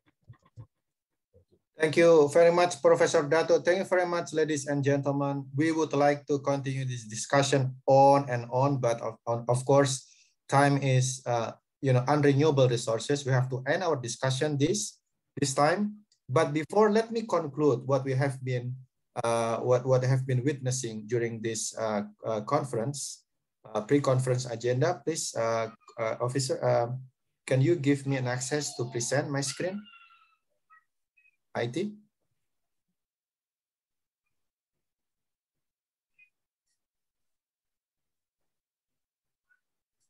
I just would like to recap the conclusion from today's agenda. Would you please give me the access to present my screen sharing? Yeah, IT team, can you please? Okay. Already no. Please, yeah, please. Okay, Dr. thank Ibrahim. you very much. So it has been very interesting and stimulating discussion we had from Pak Luhut in the morning, and then several panelists.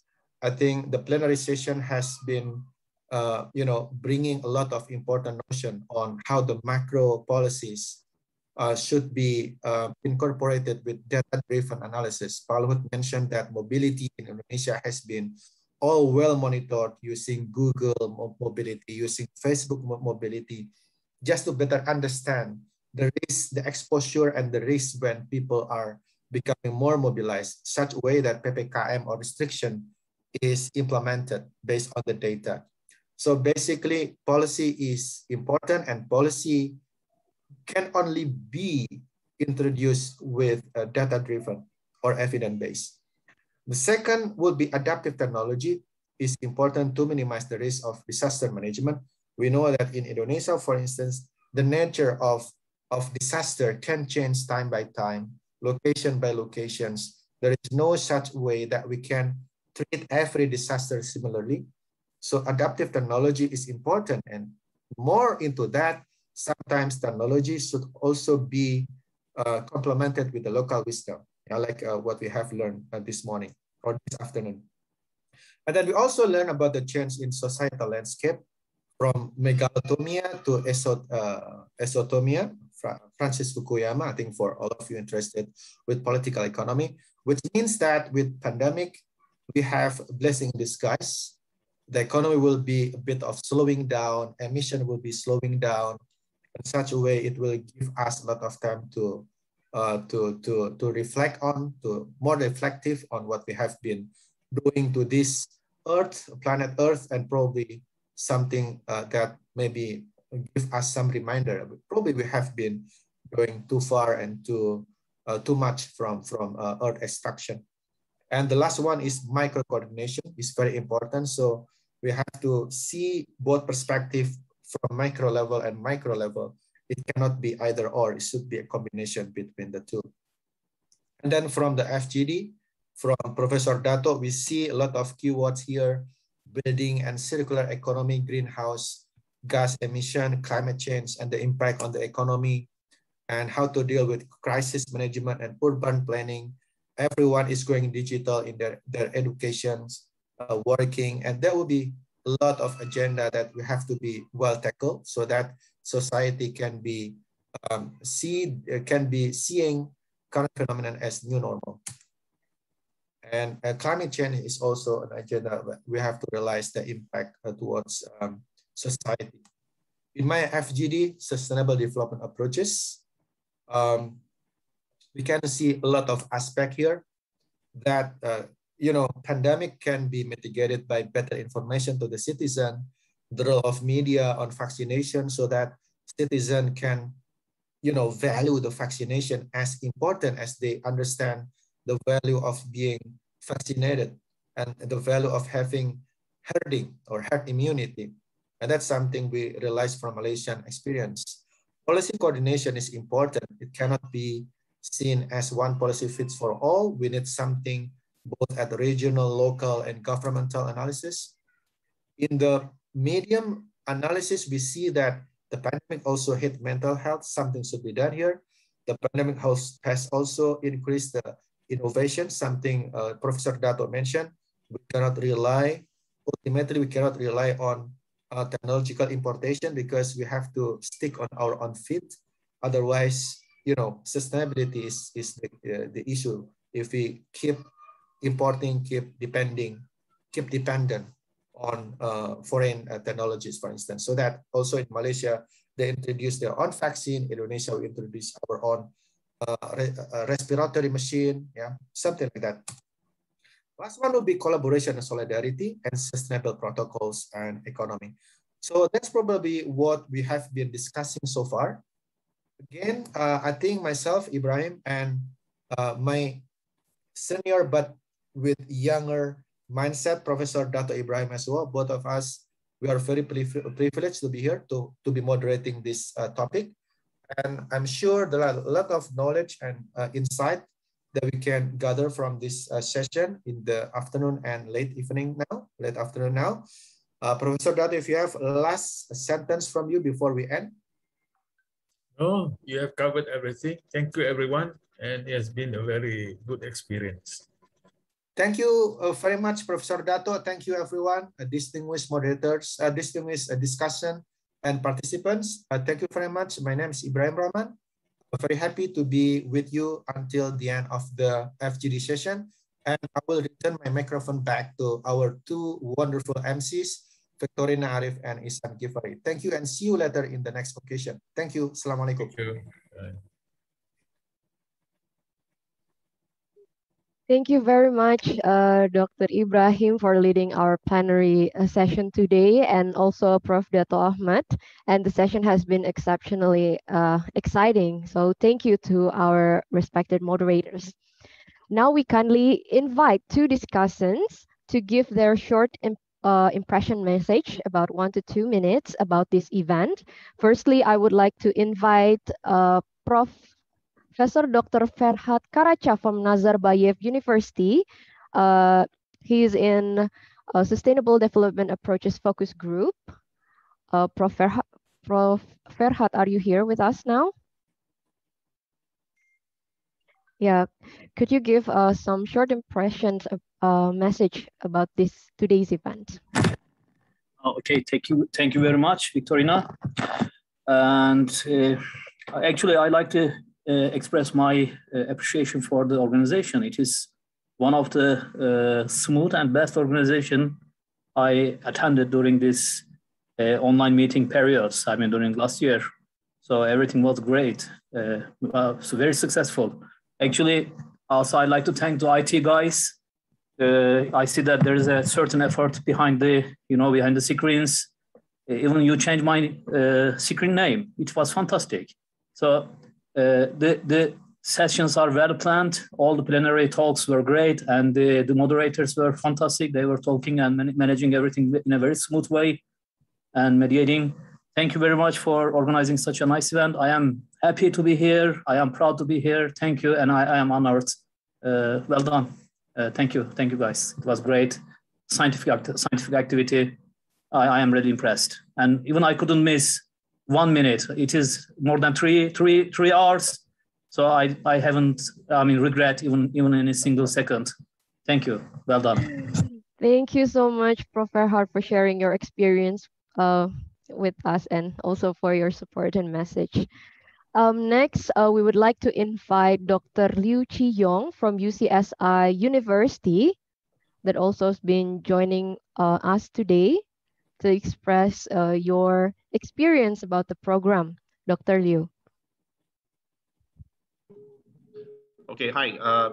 Thank you very much for inviting me to give the impression message. I really like this pre-conference seminar because I think on my side, all the topics spoken by the discussants were very interesting. So I learned a lot of things from it. And it also, this pre-conference seminar gave me the opportunity to share my research, what I found, and also, I think that will benefit the audiences and also other discussants and other people who are interested to listen. And I think this pre-conference seminar is well organized. You have a very wonderful background design and also very systematic in terms of the coordination of the different sessions. So I really enjoy it very much. And I think I would encourage my friends to participate in this kind of conference in the future. Yeah, so that's my impression message. Thank you, Dr. Liu. Thank you for your support and thank you for your participations in today's event. Yeah, you're welcome. Okay, so please, Mr. Iksan. Yes, thank you, Victorina. We kindly ask the Director of SSGS Universitas Indonesia, Ator Subroto, PhD, to present a token of appreciation to our respected moderators and discussants. Please, Bapak Ator, the time is yours.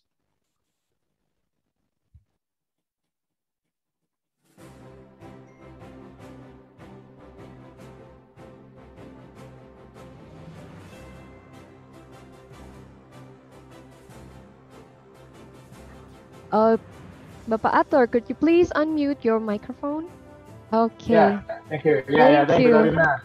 Yeah, thank you, Dorina and Isa. Thank you, Professor Dato, Dr. Ferhat, and Dr. Liu. I appreciate all of your participation today. This is kind of token appreciation for it. Please receive this certificate of appreciation. Thank you for Professor Dr. Ahmad bin Ibrahim. Terima kasih.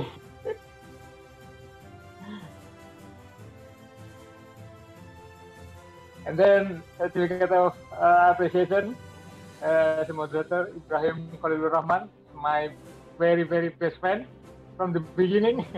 Thank you again, Ibra. Very well done. Thank you very much. I hope the next time we will go further. And again, certificate of appreciation to as a discussion for Dr. Liu, Narotam Kumar, Mr. Sidi, Nurbaiti, Ibrahim Shahandi, Rizki, and Ms. Indah Purwaningsi. Thank you very much for your contribution today. And we very appreciate your contribution for today. Thank you very much.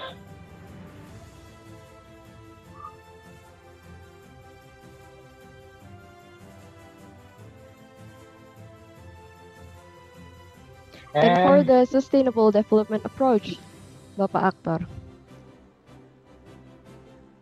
yeah, for the discussion from the Sustainable Development Approach, SDG. Thank you, Prof. Yas Mahmud, Prof. Dr. Kamarajaya, Dr. Asti, Vaksin Liu, Dr. Lu, and Kamal Nisan Tama Sandewata from the of Colombo. Thank you very much for your kind of contributions. Thank you very much. Thank you, Bapak Ator, and thank you, our respected moderators and discussion for your contribution on this event.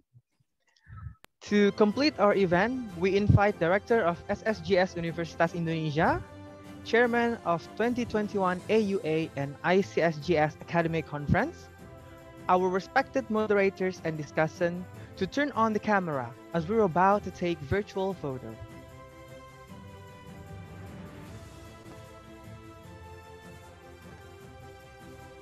First, from the Strategic and Global Studies Group,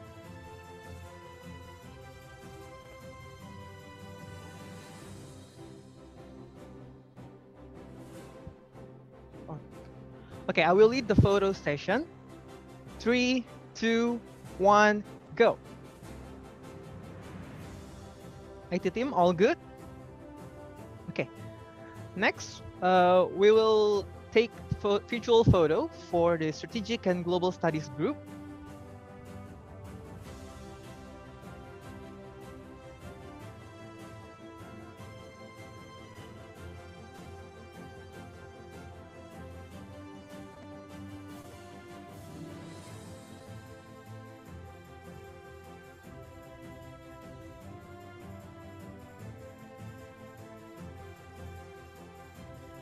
IT team probably need to sometimes to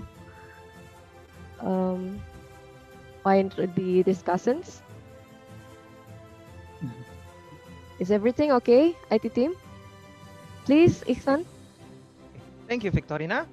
I will lead the photo session again. 3, 2, 1, go. IT team, all good? Okay, thank you, everyone. And next, from the Sustainable Development Approaches Group,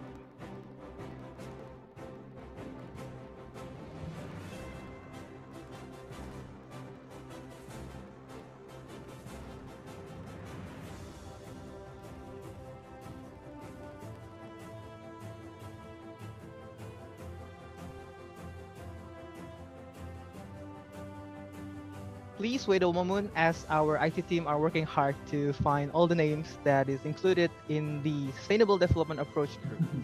Thank you.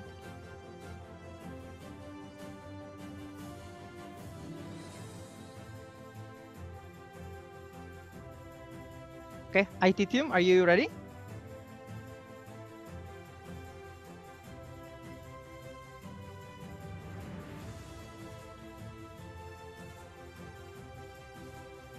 Okay, I will lead the photo session again. 3, 2, 1, go. Okay, all good? Thank you, everyone.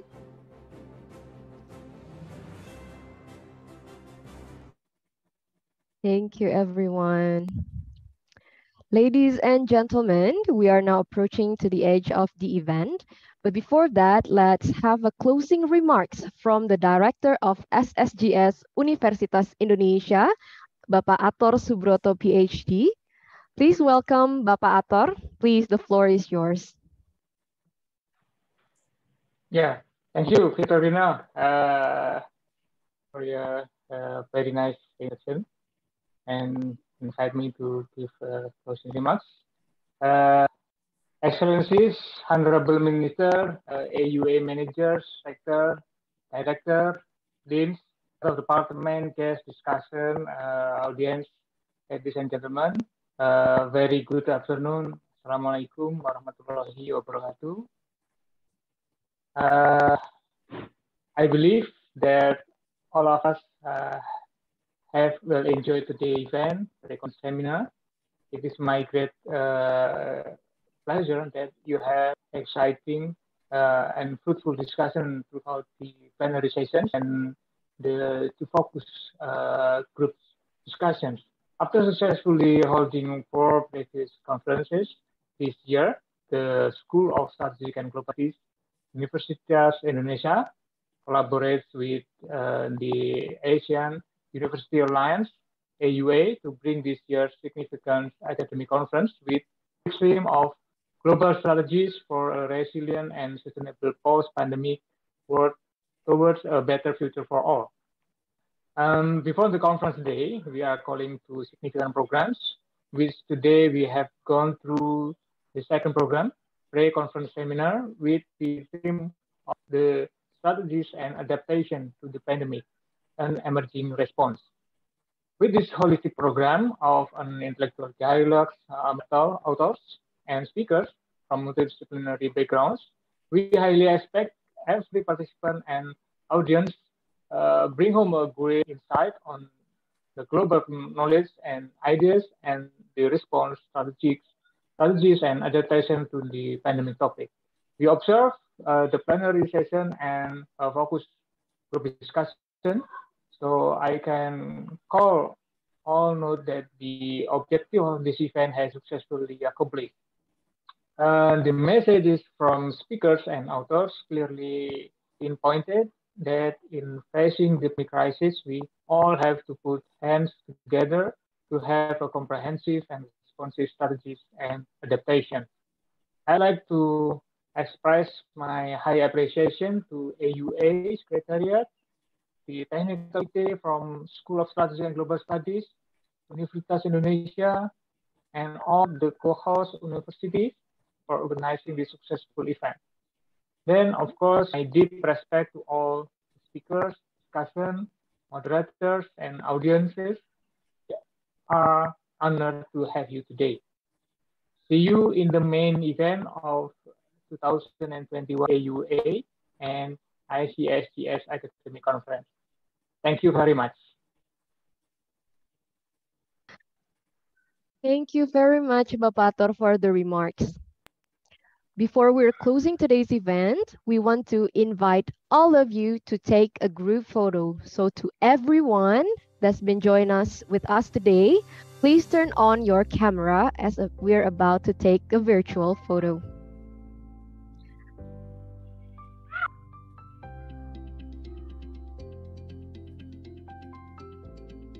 So how many pages are we having today, IT? 3 pages. Okay, so we will start in the first slide. Okay, I will count down. IT team, ready? In 3, 2, 1, cheese. Okay, all good, IT? Okay, for the second slide. IT team, ready? I will count down in 3, 2, 1, smile. Great. Is it okay, IT? For the last slide. Okay, give your big smile. IT team ready? In 3, 2, 1, go. Perfect. Thank you everyone for your participation.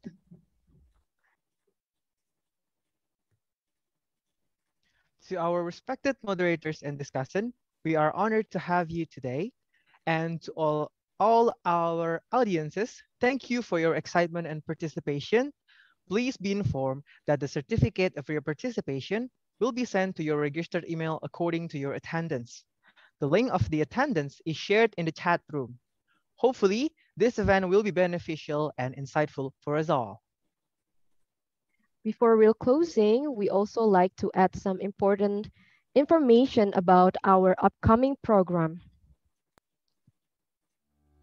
We will have our main event, the 2021 AUA and ICSSGS Academic Conference, with the grand theme of Global Strategies for a Resilient and Sustainable Post-Pandemic World Towards a Better Future for All. This event will be held on Tuesday and Wednesday on October 26th and 27th, 2021, from 9 a.m. to 6 p.m. Western Indonesian Time. For more information, kindly visit our website, and also you can contact us to our email address as shown in the screen. Yes, this is our official flyer, but for more updates, kindly go to our website.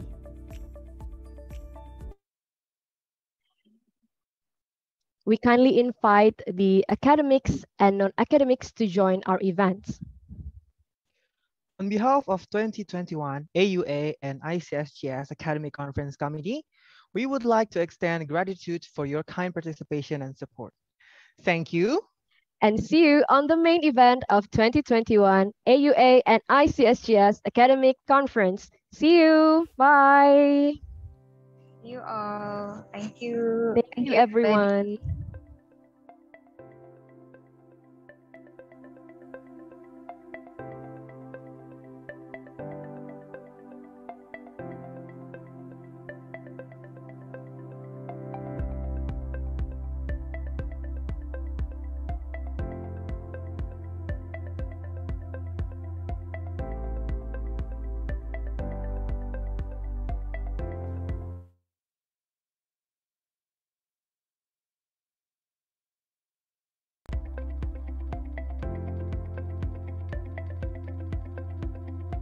Thank you, everyone. Thank you to all of the speakers, moderators, discussants, audience.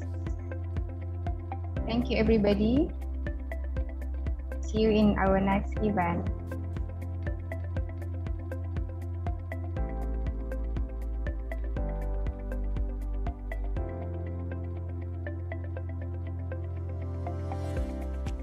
Recording stopped.